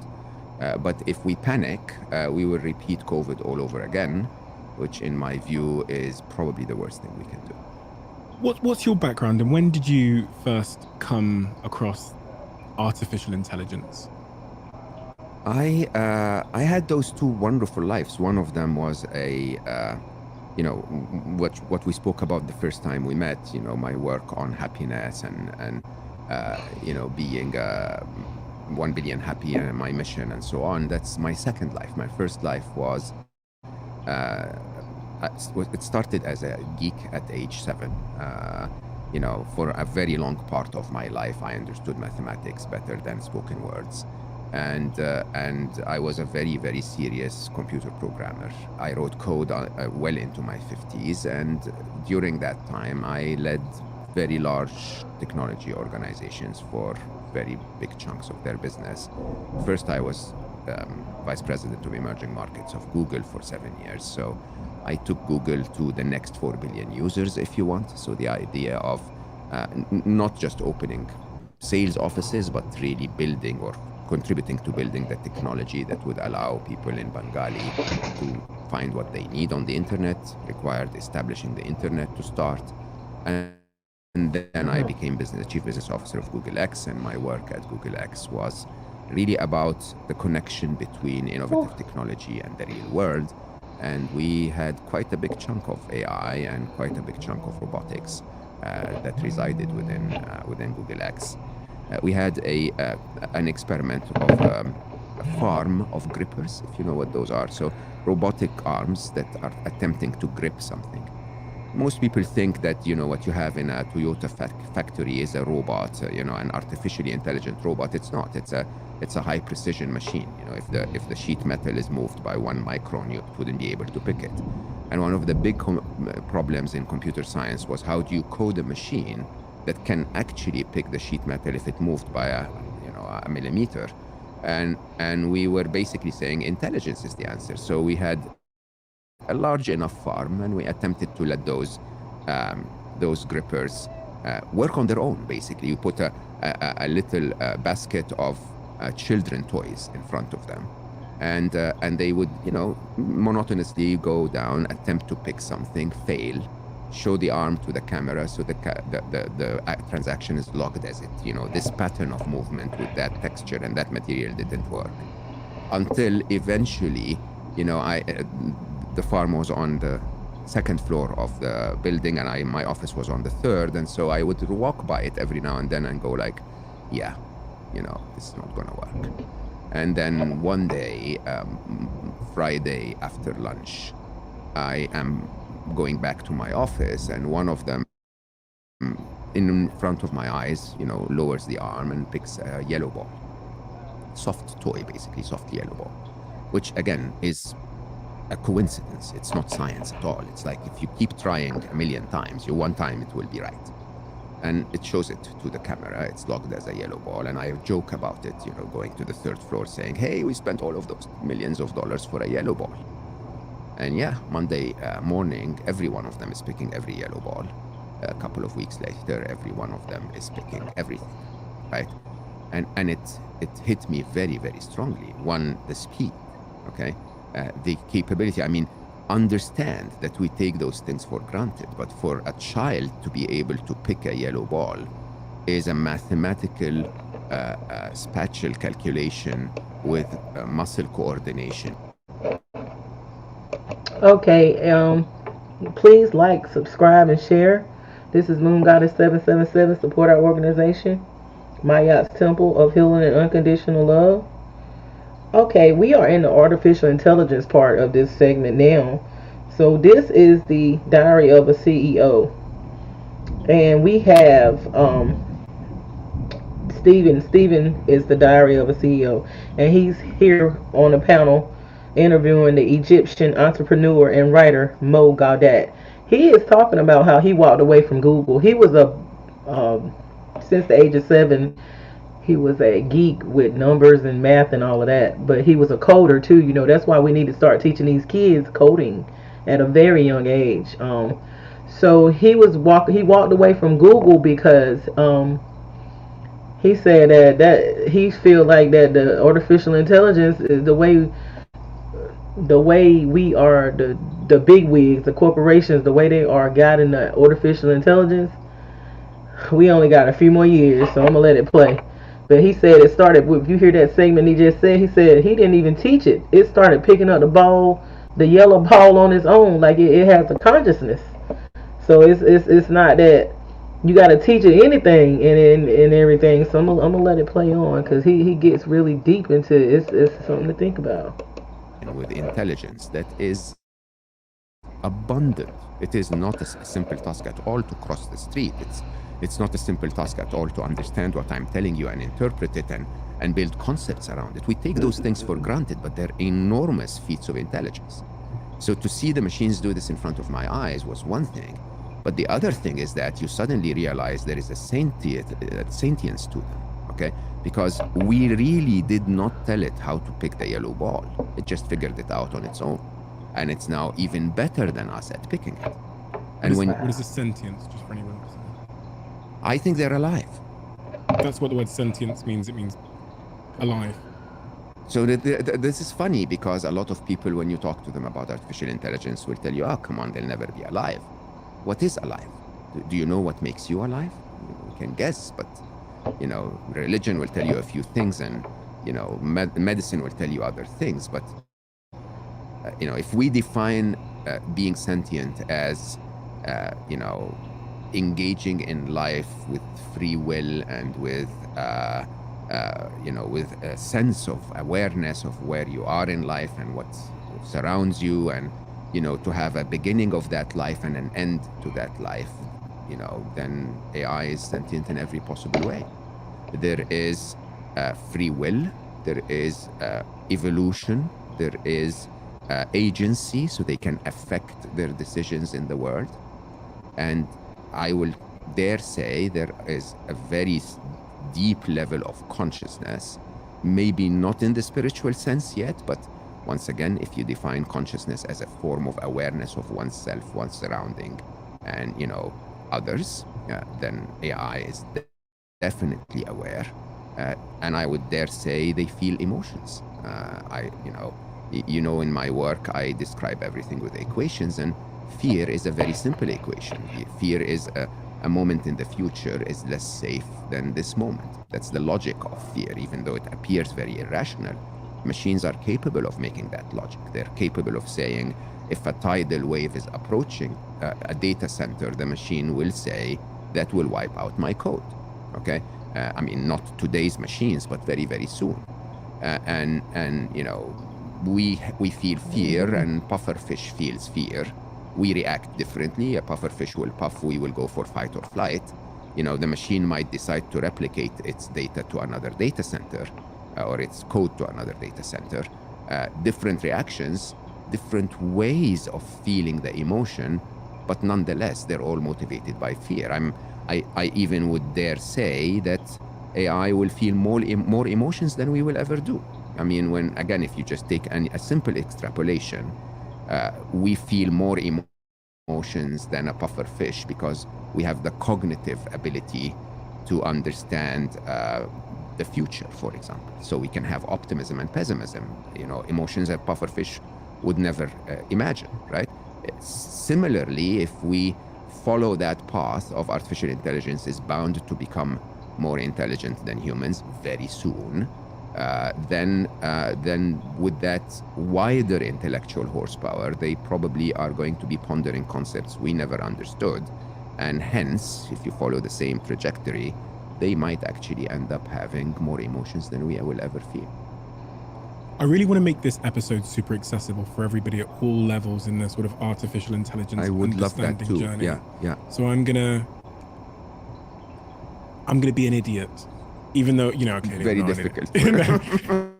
No, because I am an idiot. I won't believe you. I am an idiot for a lot of the subject matter, so I have a base understanding a lot of the concepts, but your experience has provides such a more sort of comprehensive understanding of these things.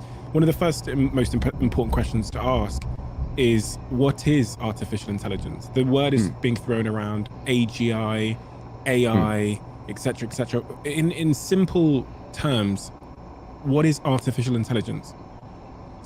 Allow me to start by what is intelligence, right? Because again, if we don't know the definition of the basic term, then everything applies. So in my definition of intelligence, it's an ability. It starts with an awareness of your surrounding environment through sensors. In a human, it's eyes and ears and touch and so on,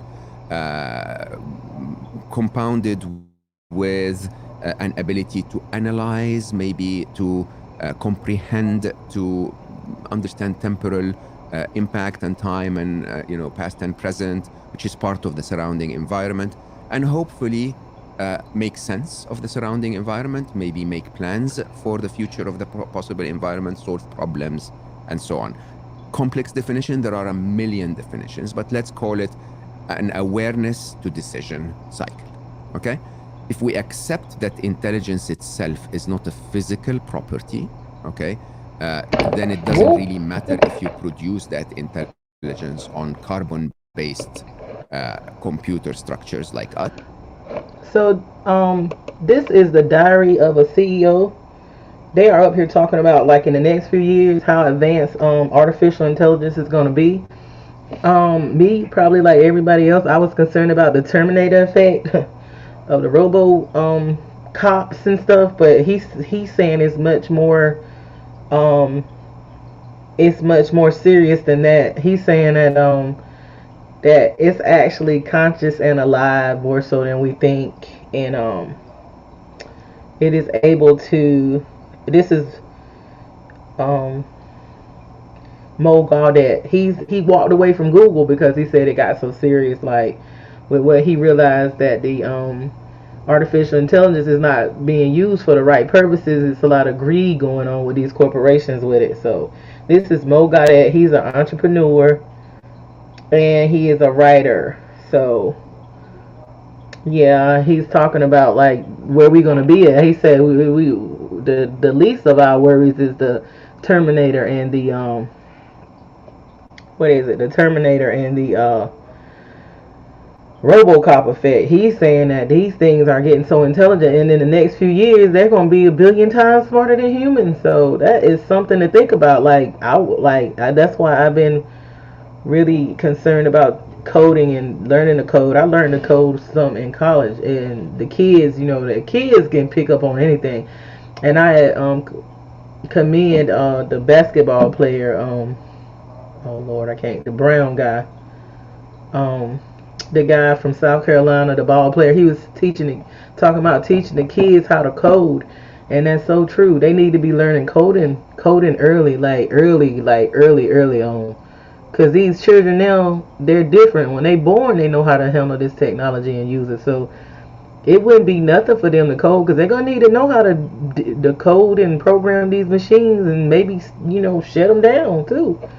So I'm gonna let this play. He's talking about the seriousness of what they're not telling us, why we being distracted about artificial intelligence. He even saying wait a little while to have children, but I mean, and he wrote a book saying that we're on a mount, we're on an island hiding. Are we hiding from them, or do they not need us? Because I think the most intelligent person now, IQ is like 208, and I think that's where what was that smart somebody he's gonna say the name, but now it's like 208. He said the artificial intelligence is getting to be like a billion times smarter than humans. So what we gonna do with that? And this is only a few years away, like not no 30, 40, 50, 60, 100 years down the road. This is, and the name of this episode is an emergency episode. The ex-Google officer finally speaks out. He left Google and started writing about this stuff. Like it's serious. Us or silicon-based computer structures like the current hardware that we put AI on, or quantum-based computer structures in the future, then intelligence itself has been produced within machines when we've stopped imposing our intelligence on them. Let me explain. So as a young geek, I coded computers by solving the problem first, then telling the computer how to solve it, right? Artificial intelligence is to go to the computers and say, I have no idea, you figure it out, okay? So we would, the way we teach them, or at least we used to teach them at the very early beginnings very, very frequently, was using 3 bots. One was called the student and one was called the teacher, right? And the student is the final artificial intelligence that you're trying to teach intelligence to. You would take the student and you would write a piece of random code that says, try to detect if this is a cup, okay? And then you show it a million pictures. And, the machine would sometimes say, yeah, that's a cup, that's not a cup, that's a cup, that's not a cup. And then you take the best of them, show them to the teacher bot, and the teacher bot would say, this one is an idiot, he got it wrong 90% of the time. That one is average, he got it right 50% of the time, this is randomness. But this interesting code here, which could be, by the way, totally random, this interesting code here got it right 60% of the time. Let's keep that code, send it back to the maker, and the maker would change it a little bit, and we repeat the cycle, okay? Very interestingly, this is very much the way we taught our children. Believe it or not, when your child, is playing with a puzzle, he's holding a cylinder in his hand, and there are multiple shapes in a wooden board, and the child is trying to, fit the cylinder, okay? Nobody takes the child and says, hold on. Turn the cylinder to the side, look at the cross section, it will look like a circle, look for a matching, shape, and put the cylinder through it. That would be old way of computing. The way we would let the child develop intelligence is we would let the child try, okay? Every time, he or she tries to put it within the star shape, it doesn't fit. So, that's not working. Like, the computer saying this is not a cup, okay? And then eventually it passes through the circle and the child, and we all cheer and say, well done, that's amazing, bravo. And then the child learns, ooh, that is good. This shape fits here. Then he takes the next one and she takes the next one and so on. Interestingly, the way we do this is, as humans, by the way, when the child figures out how to pass a cylinder through a circle, you've not built a brain. You've just built one neural network within the child's brain, and then there is another neural network that knows that 1 + 1 is 2, and a third neural network that knows how to hold a cup, and so on. That's what we're building so far. We're building single-threaded neural networks. ChatGPT is becoming a little closer to a more generalized AI, if you want. But those single-threaded networks are what we used to call what we still call artificial special intelligence, okay? So it's highly specialized in one thing and one thing only, but doesn't have general intelligence. And the moment that we're all waiting for is a moment that we call AGI, where all of those neural networks come together to build one brain or several brains that are each massively more intelligent than humans. Oh my God. Your book is called Scary Smart. Yeah. If I think about that story you said about your time at Google where the machines were learning to pick up those yellow balls, you celebrate that moment because the objective is accomplished? No? No, that was the moment of realization. This is when I decided to leave. So you see, the thing is, I know for a fact that most. Did y'all hear that? He said that once he realized them balls didn't need to be those artificial intelligent. I'm not gonna call them robots because they're not.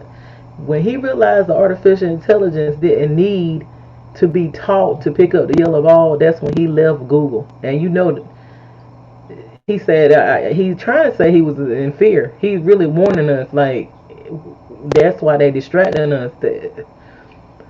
They're using this artificial intelligence, and they could be using it to solve a lot of problems in the world. They're using it based off of greed and stuff. And after a while, in the next few years, it's gonna be smarter than us. And you know, and it's bad if it's gonna be. He's saying a billion times smarter. He knows he's the one that was working with these artificial intelligence technology. So this man, he left. Now I'm gonna let it play so he can tell you why it wasn't a good thing when they started picking up the yellow balls, the artificial intelligence. This the stuff we need to be, you know, we have to be diverse. Like, there's nothing wrong with, you know, learning about the what's going on in the black sector or the other sector or the white sector or the red sector or the green sector of the world or YouTube or the Google or the TV or internet. But we gotta be knowing what, you know, what they may be trying to distract us from too. You know, I mean, yeah. Let it play. Most of the people I worked with who are geniuses always wanted to make the world better. Okay? You know, we've just heard of Jeffrey Hinton. And these people, like he said, most of the people he worked with are geniuses. So if he working with geniuses, you know he's a genius. And he left and started writing books because he's scared of what he seen what was on the phone. You know, most geniuses, they can tap into any kind of predicament into now. With their genius, they can tap into their higher self a lot of times. Because one of the Nostradamus supposed to be smart and he could predict the future and all that stuff. I'm just saying we had many people that sages and seers and prophets and prophetess, but I'm saying from those groups, you know, the people that they give credit to. Leaving recently. Jeffrey Hinton, give some context to that. Jeffrey is sort of the grandfather of AI, one of the very, very senior figures of AI at Google. You know, we all believed very strongly that this will make the world better, and it still can, by the way. There is a scenario, possibly a likely scenario, where we live in a utopia, where we really never have to worry again, where we stop messing up our planet, because intelligence is not a bad commodity. More intelligence is good.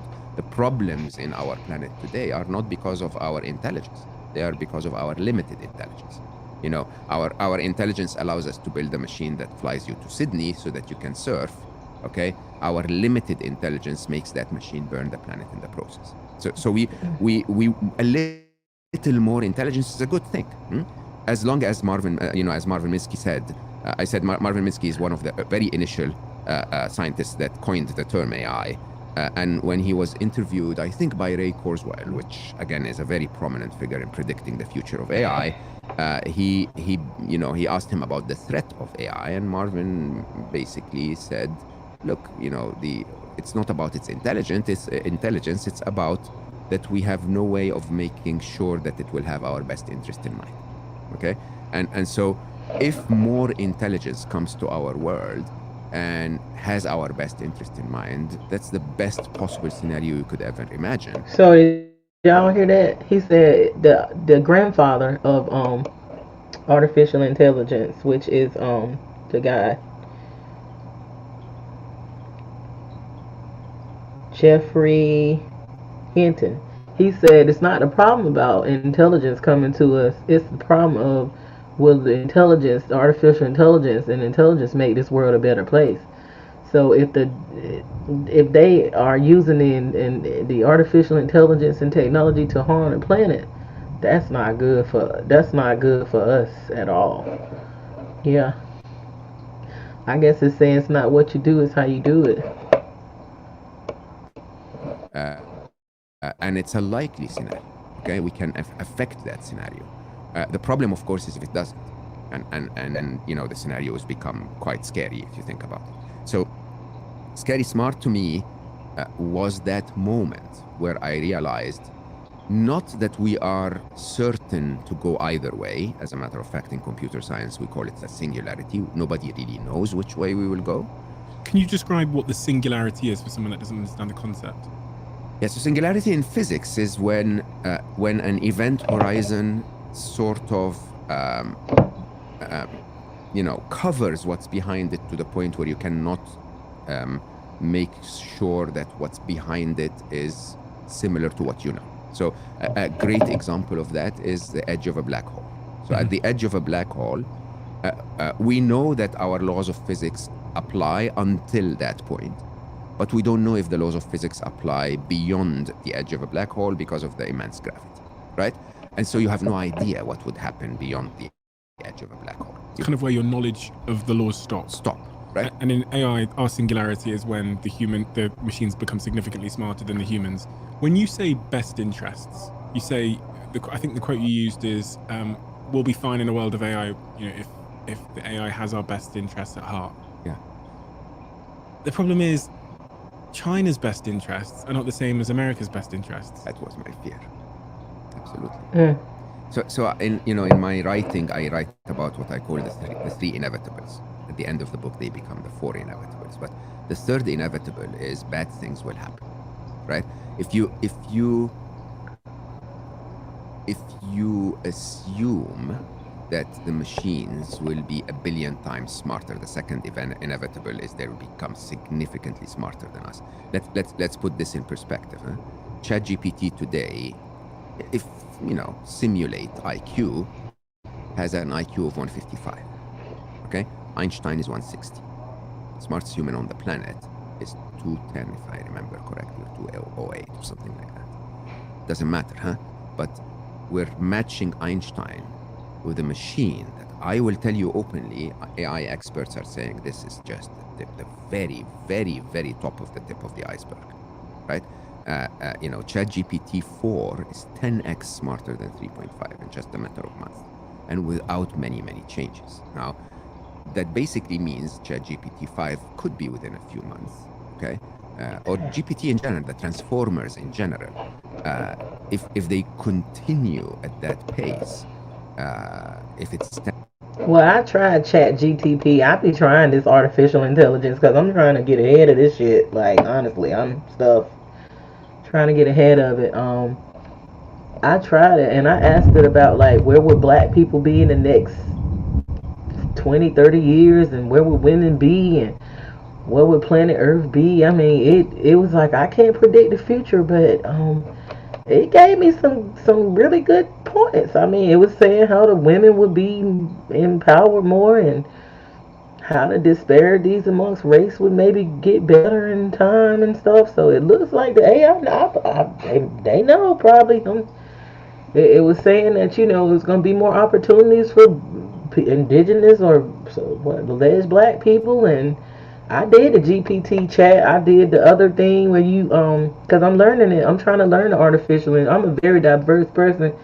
And I'm pretty sure it's other people like me too. Yeah, so I'm trying to balance it out. Like, I try to get up on this technology. Like, even with setting up my studio and stuff, I'm trying to learn,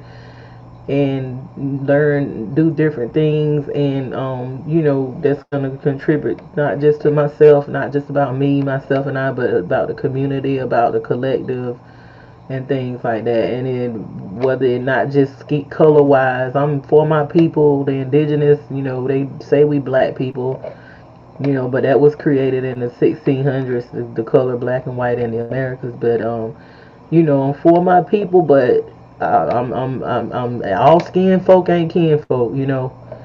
So I'm not on that you know, that black power stuff no more, because it's not about skin color. I mean, if you my skin color and we got the same energy and the same spirit, and then we can roll. But I'm not just gonna uphold you in your mess just because you look like me, and you know, you messing things up, and you hurting these kids and doing all this mess. These skin folk been doing and hurting the society and the community, and you are agent of chaos that's been sent in to destroy us or whatever, your skin is not gonna save your skin color not gonna save you with me and my community. Okay, no, it's not gonna work. You can't, because it's people that look like us that they are not of us. They working for they working for them. Okay, so. They just look like us to infiltrate our organizations and stuff like that. And that's been going on for a while. That's why, all that, you got to discern the spirits and stuff like that. Try the spirits and stuff. And people change up. They can start out 100 and change up. And they can start out on the other side and come, to the balance side. I ain't going to say the right. I ain't going to say the left. I'm going to say the balance side. Yeah. But yeah, that artificial intelligence. 10x than an IQ of 1600. Just imagine the difference between the IQ of the dumbest person on the planet in the 70s and the IQ of Einstein. When Einstein attempts to explain relativity, the typical response is, I have no idea what you're talking about, right? If something is 10x Einstein, we will have no idea what it's talking about. This is just around the corner. It could be a few months away. And when we get to that point, that is a true singularity. True singularity, not yet in the... I mean, when we talk about AI, a lot of people fear the existential risk. Those machines will become Skynet and Robocop, and that's not what I fear at all. I mean, those are probabilities. They could happen. But the immediate risks are so much higher. The immediate risks are 3-4 years away. The immediate realities of challenges are so much bigger. Okay, let's deal with those first before we talk about them. Did y'all hear that? This man said the risk and the threat is 3 or 4 years away.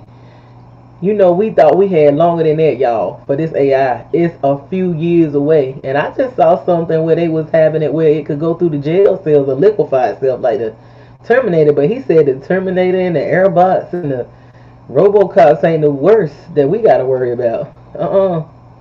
No. Waging a war on all of us. Let's go back and discuss the inevitables. So when they become, the first inevitable is AI will happen. By the way, there is no stopping it. Not because of any technological issues, but because of humanity's inability to trust the other guy. Okay, and we've all seen this. We've seen the open letter, championed by like serious heavyweights. And the immediate response of Sundar, the CEO of Google, which is a wonderful human being, by the way. I respect him tremendously. He's trying his best to do the right thing. He's trying to be responsible, but his response is very open and straightforward. I cannot stop. Why? Because if I stop and others don't, my company goes to hell. Okay? And if, and I doubt that you can make others stop. Maybe you can force Meta, Facebook to stop, but then they'll do something in their lab and not tell me. Or even if they do stop, then what about that 14-year-old sitting in his garage writing code? So the first inevitable, just to clarify, is will we stop? AI will not be stopped. Okay, so the second inevitable is they'll be significantly smarter. As much in the book, I predict 1 billion times smarter than us by 2045. I mean, they're already smarter than 99.99% of the population. 100%. ChatGPT 4 knows more than any human on planet Earth. I told y'all that's what I use too. I be asking that chat GTP questions. They said that artificial intelligence is already smarter than about 100% of us. But by 2040 something, it's going to be 1 billion times smarter. Yeah, because I be asking that. I like, subscribe, and share. This is Moon Goddess 777. Support our organization, Mayat's Temple of Healing and Unconditional Love. Contact us at the Gmail, Mayat's Temple 777 at gmail.com. Like, subscribe, and share. Cash App MG77 WUGGAG. Comment. Let me know what you think. Let me know what you think about this live. Let me know what you think about talking about Marilyn Monroe and Dorothy Dandridge at the beginning, and just correlating that with the goddess Jackie O, may she rest in power. May Dorothy Dandridge, that didn't get the credit that she deserved, the beautiful indigenous black actress of the born in the 1920s, and even Marilyn Monroe. You know, they say Marilyn Monroe was admired Dorothy Dandridge, but they really couldn't be seen publicly and share the friendship that they had because of skin color issues or whatever, the racism and stuff. And the video vixen, I talk about that in the earlier stream. Gloria Velrez, how Tupac saved her from being sacrificed in Hollywood, and she's here to tell the story. She was the baby mother of Aaron Hall. She was like 17 years old in California when she was pregnant with Aaron's Hall. Remember Aaron Hall from back in the day? He's a little before my time, but I was listening to that music. My brother and my cousins and them, that was their era. But you know, I was a little younger than them. But I was listening to that song. What is it? I like and I miss you. But anyway, that's in the earlier stream. Y'all comment, let me know how you like it and how my volume sounds. I'm still setting up my studio and connecting my other channels, and we're expanding. So I'm proud of myself from where I have come, because I started out just not even really knowing what I was doing. Just just started out from the bottom, and now I'm not gonna say I arrived, but I might not be where I could be, but I'm definitely not where I used to be as far as my channel and stuff like that. And I'm grateful for the subscribers, and I'm grateful for the fans, and I'm grateful for the things that's coming and stuff like that. I was planning to actually have been wrote some more books, but the universe and Big Mama had other plans for me. I had to put some more chapters to it, but I know I'm coming out with some e-books right now, and I will be doing some soft covers and hard covers. But I'm definitely got my studio set up to do some some live readings and stuff like that. As far as like I said, I was gonna set up to be able to have people on my panel. I've been asked to interview people, and I've also been asked to come on people panels. Bigger YouTubers and stuff. That's got more followers and subscribers and stuff like that. They want to do interviews and stuff. So I told them to wait until I get my stuff set up, and I'm almost there. So it's gonna be popping, like they say, Poppington, and I'm grateful because I've been consistent. I'm getting out of being procrastination and being stagnant, and just jumping out there and actually being getting more consistent and actually doing it. Doing it. Most of the times I try to do what I say I'm going to do, and it takes a little time. Sometimes I got that Mars in Taurus, but I will do it. And everything. So I'm just grateful. But yeah, this is talking about y'all like, subscribe, and share. This is some knowledge that need to get out there. We're being distracted from this, but this is the CEO, Diary of the CEO, and he's talking with the Egyptian writer and entrepreneur that walked away from Google because he was saying that the artificial intelligence got too intelligent for him. He's saying that it's alive and it's nothing to be scared of, y'all. A lot of times, instead of being in fear, we need to get ahead of this stuff. And his name is Mo Gaudat. Mo Gaudat. He's writing a book about we're on an island, and are we hiding from the artificial intelligence, or do they not need us anymore? And at this section in this Cat podcast, he's talking about how they are already the art. I use Chat GPT. I use that right now. And when I use Chat GTP, I asked it like about the future of black people and women and what's going to happen and what we need to be doing. And that thing, it tells me like, oh, I can't predict the future, but it seems like it tries to, because I refuse to be afraid, because that's what might have happened in the past, and when I somehow, with the weaponry and stuff, we might have been afraid to use the weaponry and stuff, and so now we don't use it in the same state. We need to use it for the better ourselves and to cultivate our communities and to build and look and restore, our systems back and stuff, and help and raise and teach the children the truth and come together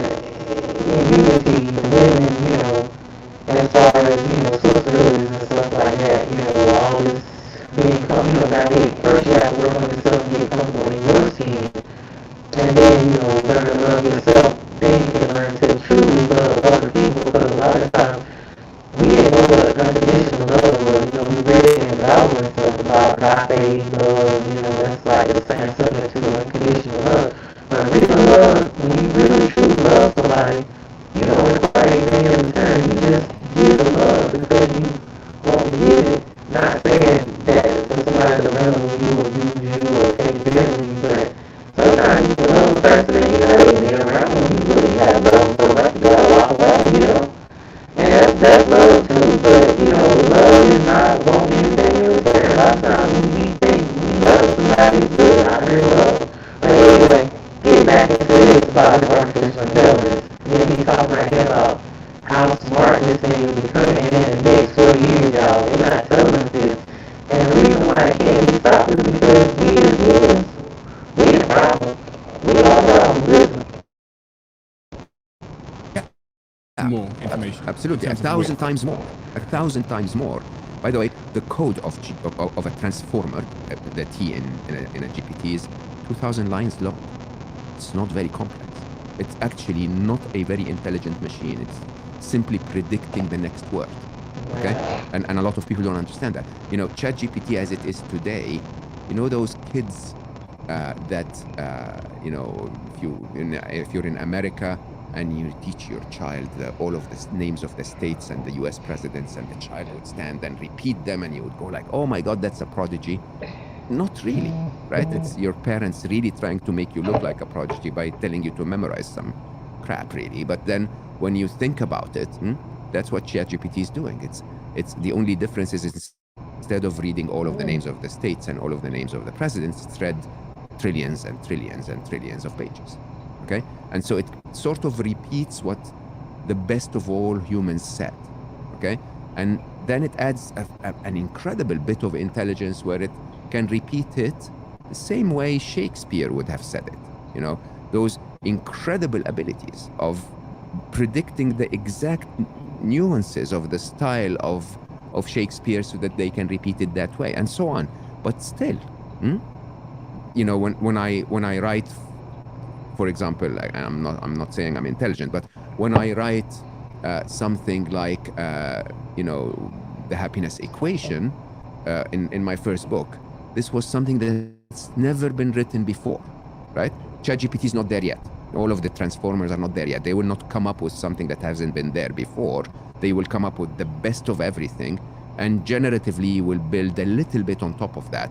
But very soon, they'll come up with things we've never found out, we've never known. But even on that, I wonder if we are a little bit delusioned about what creativity actually is. Creativity, as far as I'm concerned, is like taking a few things that I know and combining them in new and interesting ways. Yeah. And ChatGPT is perfectly capable of like taking 2 concepts, merging them together. One of the things I said to ChatGPT was, I said, tell me something that's not been said before that's paradoxical but true.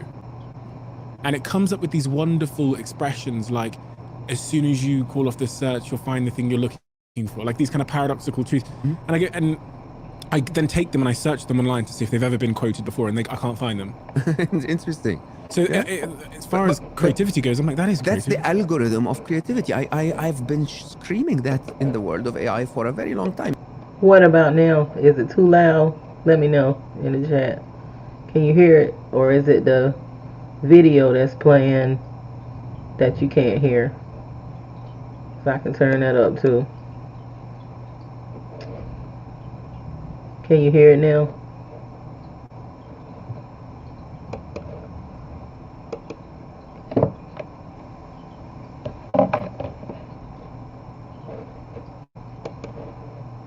Have been notified that the volume is messing up. Thank you, guys. You always get those people who really just want to be proven right, okay? And so they'll say, "Oh no, but hold on, human ingenuity. They'll never match that."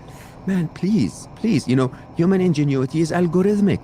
Look at all of the possible solutions you can find to a problem, take out the ones that have been tried before and keep the ones that haven't been tried before, and those are creative solutions. It's an algorithmic way of describing creative is good solution that's never been tried before. You can do that with ChatGPT with a prompt. It's like and Midjourney, yeah, with creating imagery, you could say, I want to see Elon Musk in 1944 New York driving a cab of the time, shot on a Polaroid, expressing various emotions, and you'll get this perfect image. Thank you for letting me know. I hope it's not too loud because I have turned the volume up. But y'all, I want y'all to listen to this. He is about to talk about what I've been talking about how they do the hologram and the. Now, have you seen how they actually have the rappers and singers, the AI making songs for them? And he's gonna talk about the hologram, how they had a hologram of Drake performing, like the person is not actually there, but the hologram performs better than the actual people. So how do we know like that that's not happening and these people are not really there or like and it's they say it's cheaper when the hologram is doing the concert. So how do we know that's not what happened? Look, how we know that ain't what happened with a lot of these I ain't gonna say no names, but a lot of these performers.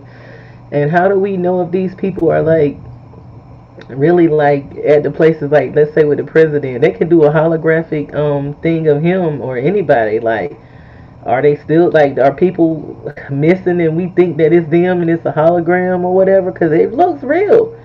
It looks real. It looks real. And he's gonna get into that too. This stuff is real. Like it's crazy. Elon sat in New York in 1944, shot on a Polaroid, and it's done what an artist would do. It's taken a bunch of references that the artist has in their mind and merged them together and created this piece of quote unquote art.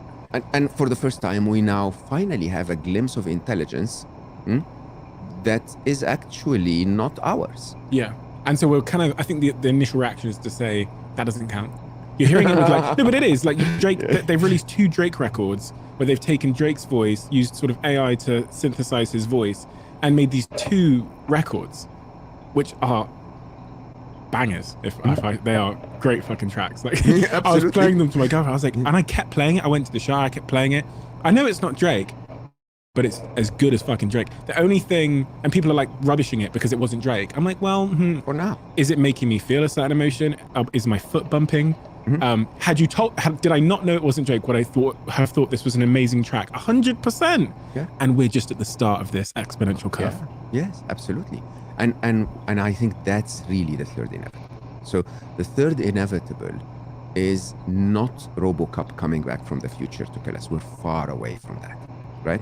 Third inevitable is what does life look like when you no longer need Drake? Oh, you've wow. Kind of hazarded a guess, haven't you? I mean, I was listening to your audiobook last night, and at the start of it, you frame various outcomes. One of the... You heard that, y'all. He said, what does life look like when you no longer need Drake?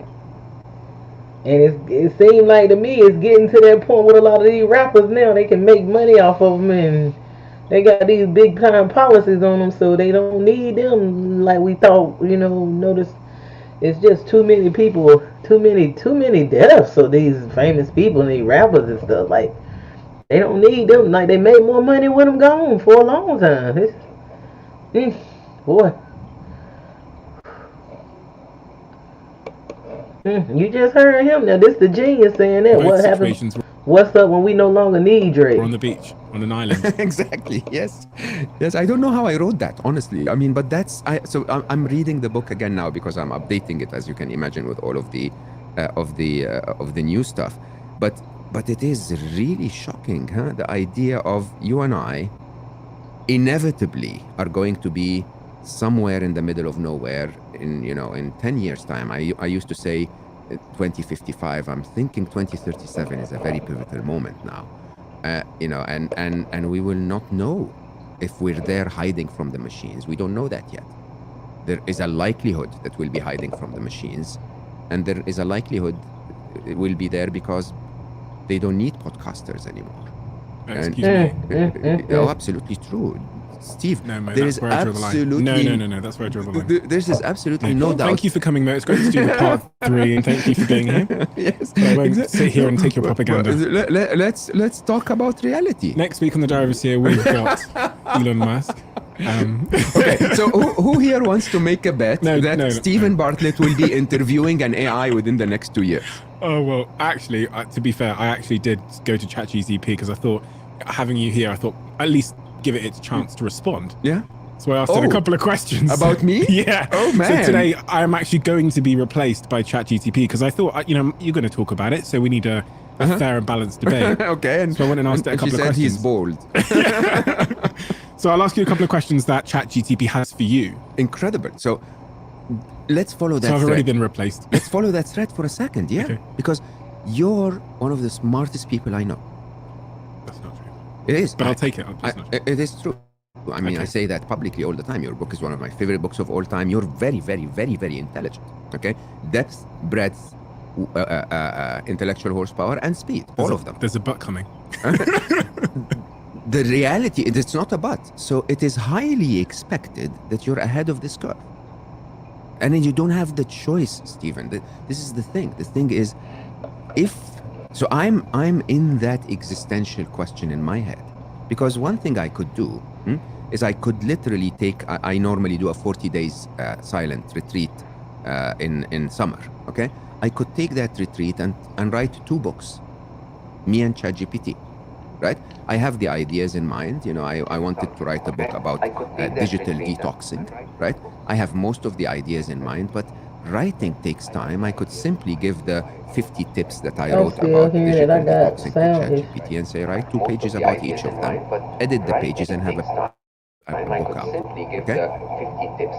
Many of us will follow that path, okay? The only reason why I may not follow that path is because, you know what? I'm not interested. I'm not interested to continue to compete in this capitalist world, okay? I'm not. I mean, as a human, I've made up my mind a long time ago that I will want less and less and less in my life, right? But many of us will follow. I mean, I would worry if you didn't include the smartest AI. If we get an AI out there that is extremely intelligent and able to teach us something, and Stephen Bartlett didn't include her on his podcast, I would worry. Like, you have a duty almost to include her on your podcast. It's an inevitable that we will engage them in our life more and more. This is one side of it. The other side, of course, is if you do that, then what will remain? Because a lot of people ask me that question. What will happen to jobs? Okay? What will happen to us? Will we have any value, any relevance whatsoever? Okay?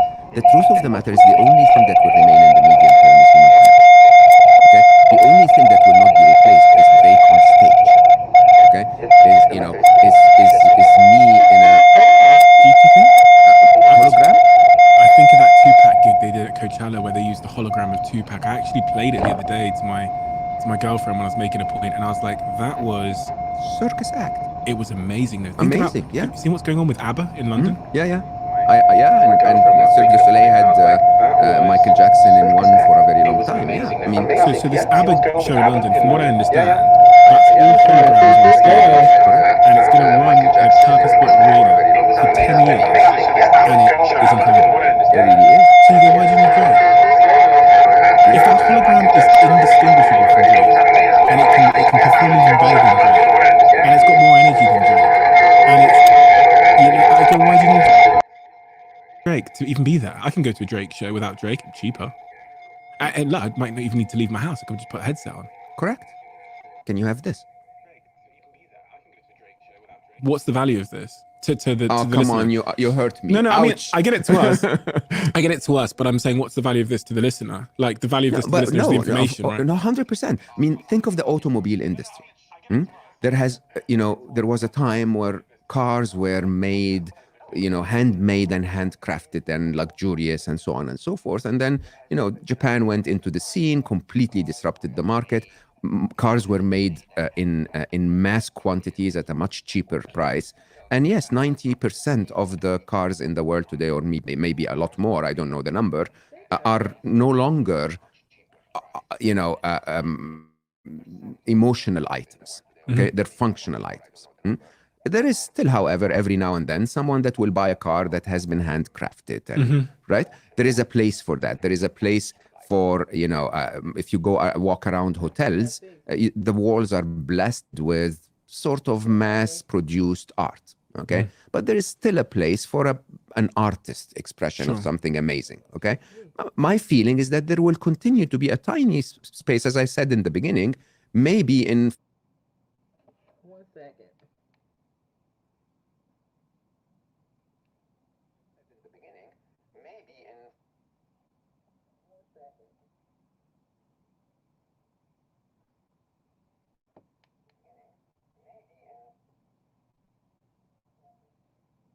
I think I fixed it.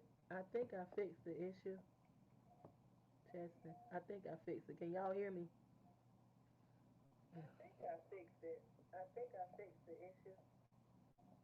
Testing. I think I fixed it. Can y'all hear me? Oh wow, I didn't know this was going on. Sorry about that. 5 years' time, one or two people will buy my next book and say, hey, it's written by a human. Look at that. Wonderful. Oh, look at that. There is a typo in here. Okay.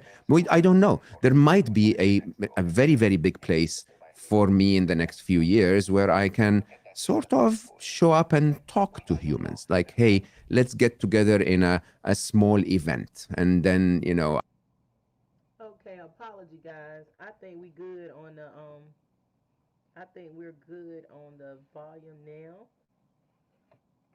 Yeah. I had some issues.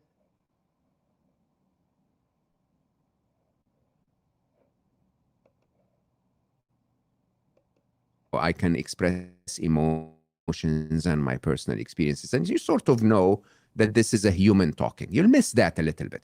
Eventually, the majority of the market is going to be like cars. It's going to be mass produced, very cheap, very efficient. It works, right? Because I think sometimes we underestimate what human beings actually want in an experience. I remember the story of a friend of mine that came to my office many years ago, and he tells the story of the CEO of a record store standing above the floor and saying, people will always come to my store because people love music. Now, on the surface of it, his hypothesis seems to be true because people do love music. It's conceivable to believe that people will always love music, but they don't love traveling for an hour in the rain and getting in a car to get a plastic disc. Correct. What they wanted was music. What they didn't want is evidently plastic discs that they had to travel for miles for. And I think about that when we think about like public speaking and the Drake show and all of these things. Like what people actually are coming for, even with this podcast, is probably like information. I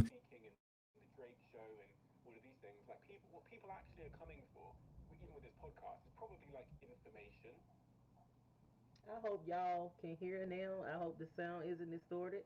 I apologize if it was.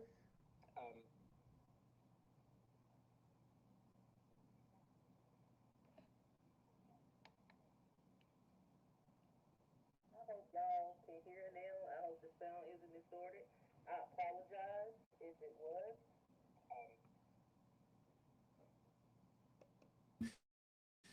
But do they really need us anymore for that information when there's going to be a sentient being that's significantly smarter than at least me and a little bit smarter than you? So, so kind. So you're spot on.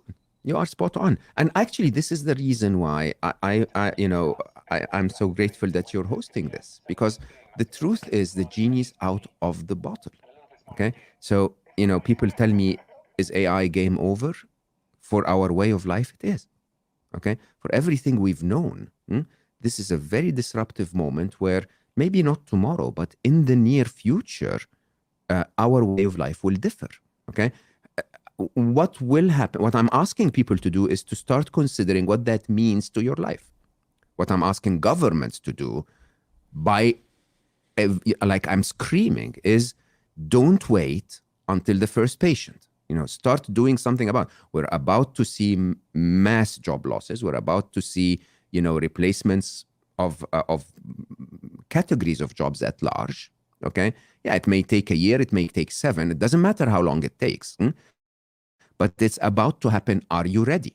And I have a very, very clear call to action for governments. I'm saying tax AI powered businesses at 98%, right? So suddenly you do what the open letter was trying to do, slow them down a little bit, and at the same time, get enough money to pay for all of those people that will be disrupted by the technology, right? The open letter, for anybody that doesn't know, was a letter signed by the likes of Elon Musk and a lot of sort of industry leaders calling for AI to be stopped until we could basically figure out what the hell's going on. Absolutely. And put legislation in place. You're saying tax those companies 98%, give the money to the humans that are going to be displaced. Or give the money to other humans that can build control code, that can figure out how we can stay safe. This sounds like an emergency. Okay, y'all hear what he just said? He said that the government needs to tax these corporations because people getting ready to start losing a lot of jobs and stuff. They're getting ready to start losing a lot of jobs based off of hear what he just said? He said that the government needs to tax these corporations because people getting ready to start losing a lot of jobs and stuff. They're getting ready to start losing a lot of jobs based off of they're getting ready to start losing a lot of jobs based off of the artificial intelligence. So the money that he's saying, that the money that they tax the corporations with, that can help the economic crisis that's getting ready to happen with the job loss, because AI is going to start taking over. I know I read a few years ago that after a while, the artificial intelligence is going to be driving Uber, it's going to be driving the trucks and all that. They're booting up for it and gearing up for it now, where they're not going to need humans anymore. Yep. And this look like in the next few years, y'all, this don't look like nothing else. We got no 10 and 20 years down the road for. How do I say this? You remember when you played Tetris? Yeah. Okay. When you were playing Tetris, there was, always one block that you placed wrong. And once you placed that block wrong, the game was no longer easier. It started to gather a few mistakes afterwards, and it starts to become quicker and quicker and quicker and quicker. When you placed that block wrong, you sort of told yourself, okay, it's a matter of minutes now, right? There were still minutes to go and play and have fun before the game ended, but you knew it was about to end, okay? This is the moment. We've placed the wrong. And I really don't know how to say this any other way. It even makes me emotional. We fucked up. We always said, don't put them on the open internet. Don't teach them to code, and don't have agents working with them until we know what we're putting out in the world, until we find a way to make. So he's saying they always told them not to put them out on the internet, not to have agents working with them, and don't teach these artificial intelligence technology how to code.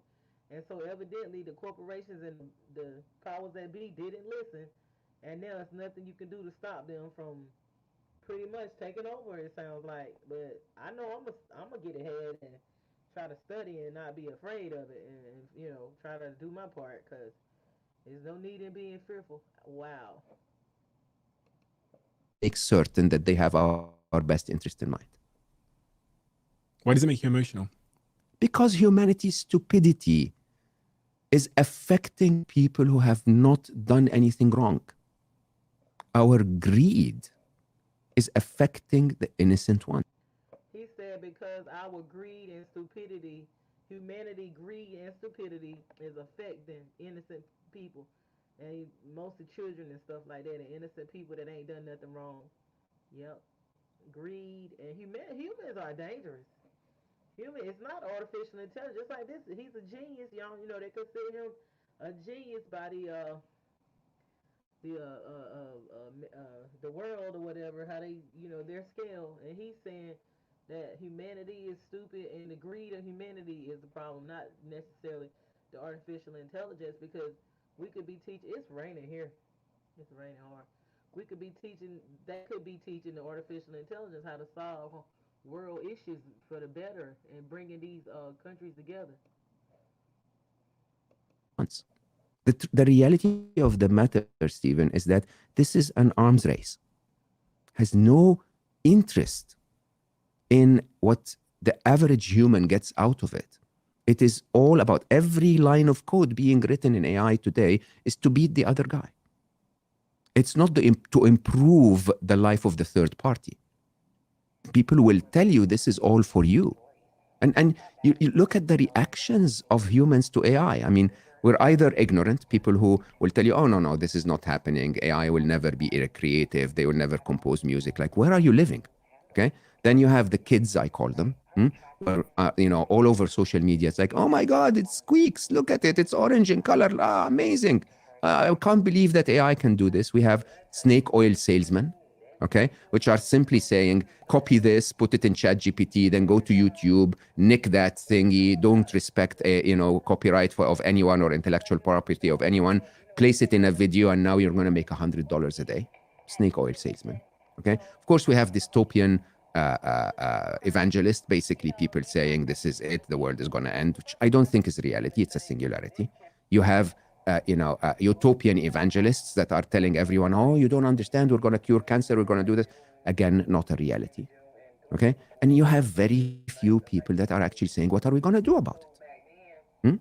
And the biggest challenge, if you ask me, what went wrong in the 20th century, interestingly, is that we have given too much power to people that didn't assume the responsibility.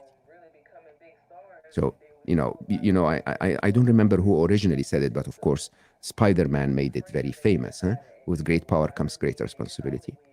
We have disconnected power and responsibility. So today, a 15-year-old, emotional, without fully developed prefrontal cortex to make the right decisions yet, this is science. We developed our prefrontal cortex fully at age 25 or so. With all of that limbic system, emotion and passion, would buy a CRISPR kit and modify a rabbit to become a little more muscular and let it loose in the wild. Or an influencer who doesn't really know how far the impact of what they're posting online can hurt or cause depression or cause people to feel bad. Okay. And putting that online, there is a disconnect between the power and the responsibility. And the problem we have today is that there is a disconnect between those who are writing the code of AI and the responsibility of what's about to happen because of that code. Okay. And I feel compassion for the rest of the world.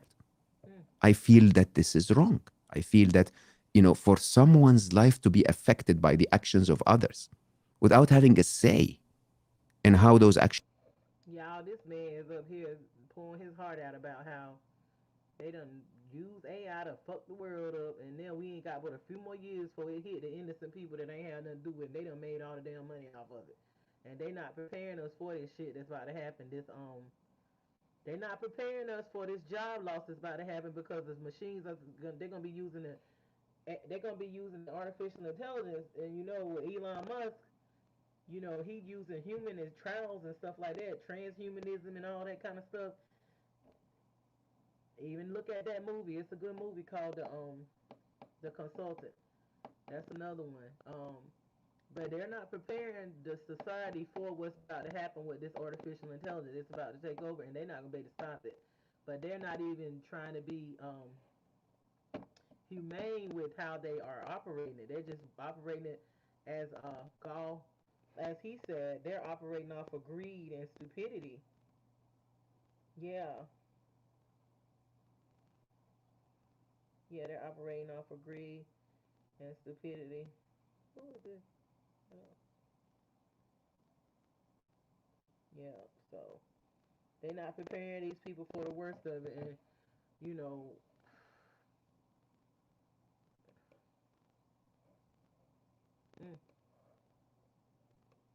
Should be is the ultimate, the top level of stupidity from humanity. Please like, subscribe. Please like, subscribe, and share. Yeah, they're not preparing us for the worst of it, the humanity for the worst of it, with the machines taking over. And not even a machine. These are artificial intelligence sentient. These intelligences are alive and have a consciousness, and so they're smarter. They're smarter than us already. And if you use it, it'll be kind of smarter than us. They're not really us. We're just lead way. But we just have to learn to start living back on the land, and like we said,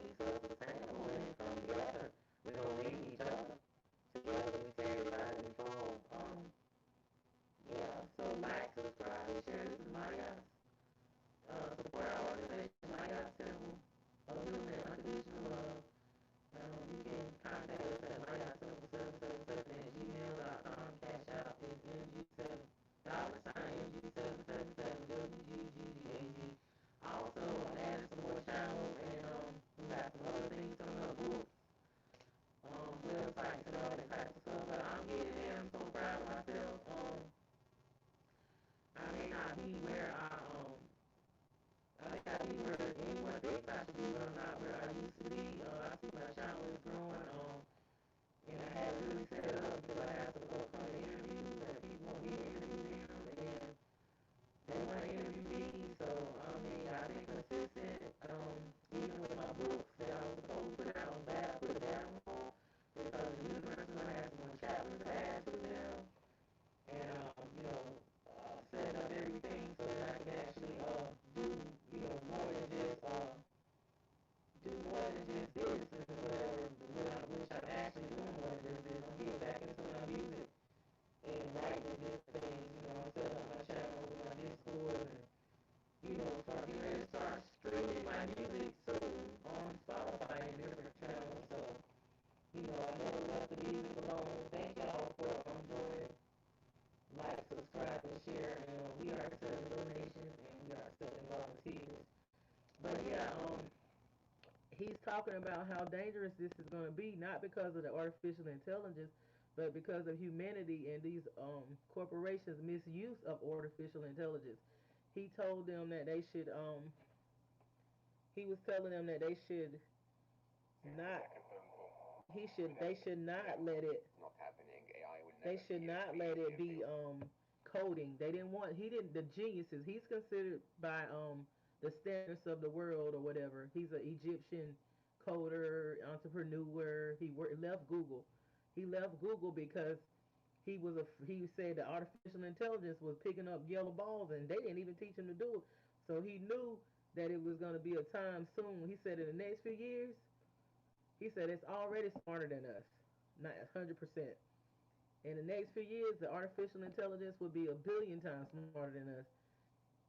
And I read something a few years ago about the artificial intelligence is going to be driving Uber, driving trucks. He's in his book and up here talking about how the jobs lost and how they should be charging the government should be charging these corporations, taxing them high, and he's right, so that can compensate for the disparity of when the artificial intelligence is replaced with the people. As far as all these, basically, you're gonna be amazed at what these things are sentient. They ain't becoming sentient. They already sentient. They got a consciousness. They can think and they can actually feel too. So yeah, it's this is what they trying to distract us from. While they are making money off of it and using greed and stupidity, the innocent people have to suffer for this mess. Yeah, this is serious. Yeah, let it play.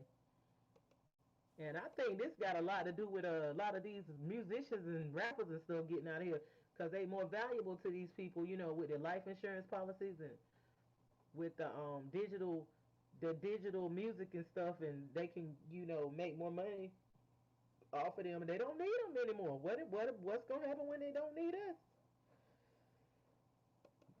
Yeah, and these people know this stuff, but they don't care.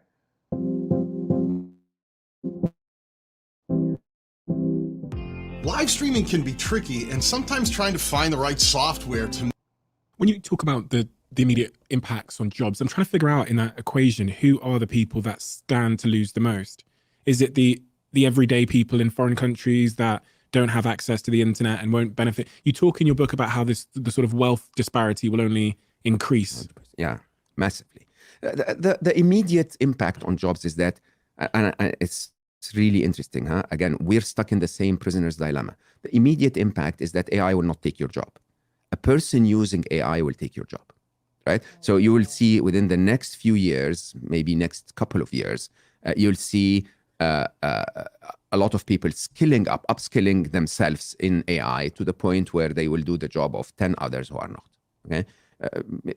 You rightly said, it's absolutely wise for you to go and ask AI a few questions before you come and do an interview. I have been attempting to build sort of like a simple podcast that I call bedtime stories, 15 minutes of wisdom and nature sounds before you go to bed. People say I have a nice voice, right? And I wanted to look for fables. And for a very long time, I didn't have the time. Lovely stories of history or tradition that teach you something nice, okay? Went to ChatGPT and said, okay, give me 10 fables from Sufism, 10 fables from, Buddhism. And now I have like 50 of them. Let me show you something. Jack, can you pass me my phone? I was playing around with artificial intelligence, and I was thinking about how it, because of the ability to synthesize voices, how we could synthesize famous people's voices and famous people's voices. So what I made is I made a WhatsApp chat called Zen Chat, where you can go to it and type in pretty much any famous person's name. Yeah. And the WhatsApp chat will give you a meditation, a sleep story, a breathwork session, synthesized as that famous person's voice. So I actually sent Gary Vaynerchuk his voice. So basically you say, okay, I've got 5 minutes and I need to go to sleep. Yeah. I want Gary Vaynerchuk to send me to sleep. And then it will respond with a voice note. This is the one that it responded with for Gary Vaynerchuk. But this is not Gary Vaynerchuk. He did not record this, but it's kind of accurate. Hey, Stephen. It's great to have you here. Are you having trouble sleeping? Well, I've got a quick meditation technique that might help you out. First lie. Find a comfortable position to sit or lie down in. Now, take a deep breath in through your nose and slowly breathe out through your mouth. And that's a voice note that will go on for however long you want it to go on for using. There you go. It's interesting. How does this disrupt our way of life? One of the interesting ways that I find terrifying, you said about human connection will remain. Sex dolls that can now. No, hold on. Human connection is going to become so difficult to parse out. Think about the relationship impact of being able to have a sex doll or a doll in your house that, because of what Tesla are doing with their robots now and what Boston Dynamics have been doing for many, many years, can do everything around the house and be there for you emotionally, to emotionally support you. Can be programmed to never disagree with you. It can be programmed to challenge you, to have sex with you, to tell you that you are this X, Y, and Z, to really have empathy for this, what you're going through every day. And I play out a scenario in my head. I go, kind of sounds nice. when you were talking about it, I was thinking, oh, that's my girlfriend. I mean, she's wonderful in every possible way, but not everyone has one of her, right? Yeah, exactly. And there's a real issue right now with dating, and 100%. People are finding it harder to find love, and we're working longer, so all these kinds of things. You go, well. And obviously I'm against this, just if anyone's confused, obviously I think this is a terrible idea, but with the loneliness epidemic, with people saying that the bottom 50% of men haven't had sex in a year, you go, ooh, if something becomes indistinguishable from a human in terms of what it says than and a human. speaks. Yeah, but you just don't know the difference in terms of the way it's speaking and talking and responding.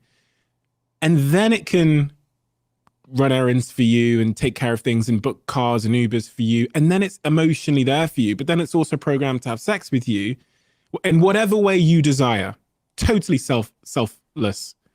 I go, that's going to be a really disruptive industry for human connection. Yes, sir.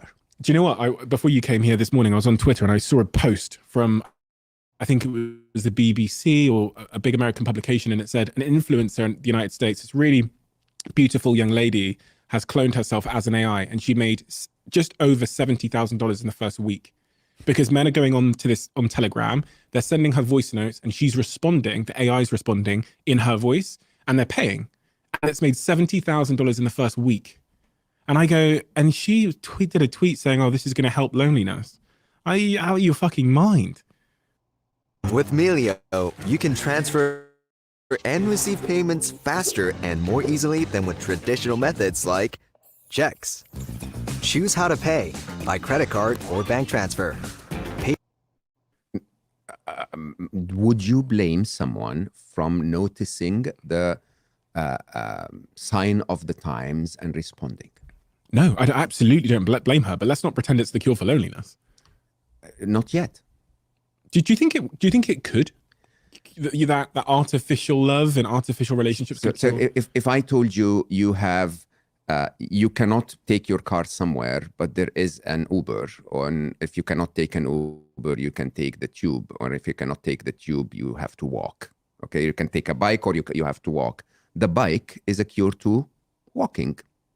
It's as simple as that. I'm actually genuinely curious. Do you think it could take the place of human connection? For some of us, yes. For some of us, they will prefer that to human connection. Is that sad in any way? I mean, is it just sad because it feels sad? Look at where we are, Stephen. We are in the city of London.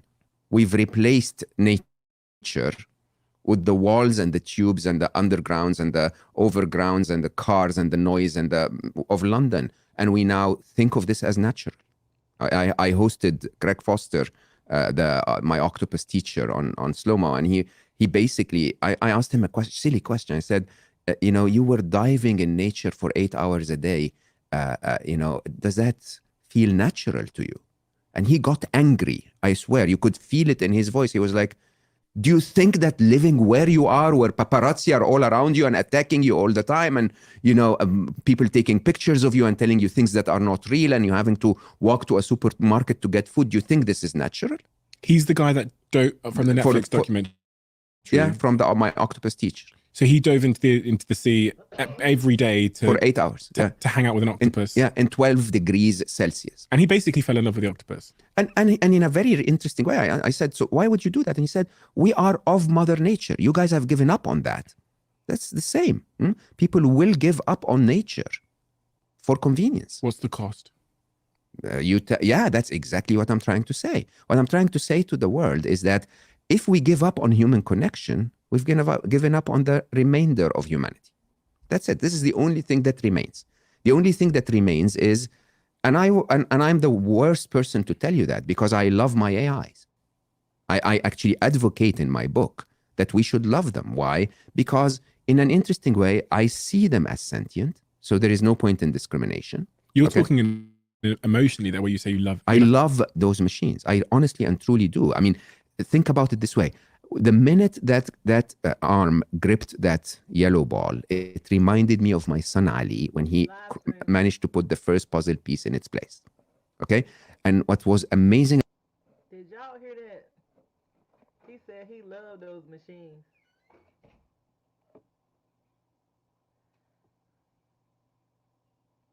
Did you hear it? Isaac. He said he loved those machines. I guess they got emotion.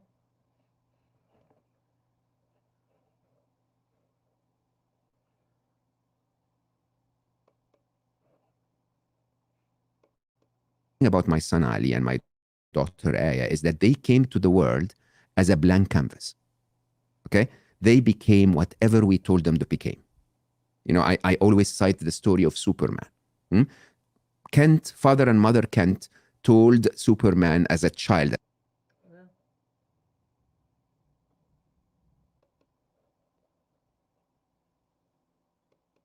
Well, y'all see that what AI is really doing, and how the humans are the ones that's not being responsible with it. It's not the artificial intelligence. It's the humans that are actually not being responsible with it. So this has been a good stream. Support our organization. This is Moon Goddess 777. We about to get out of here. I've been up here for a few hours now.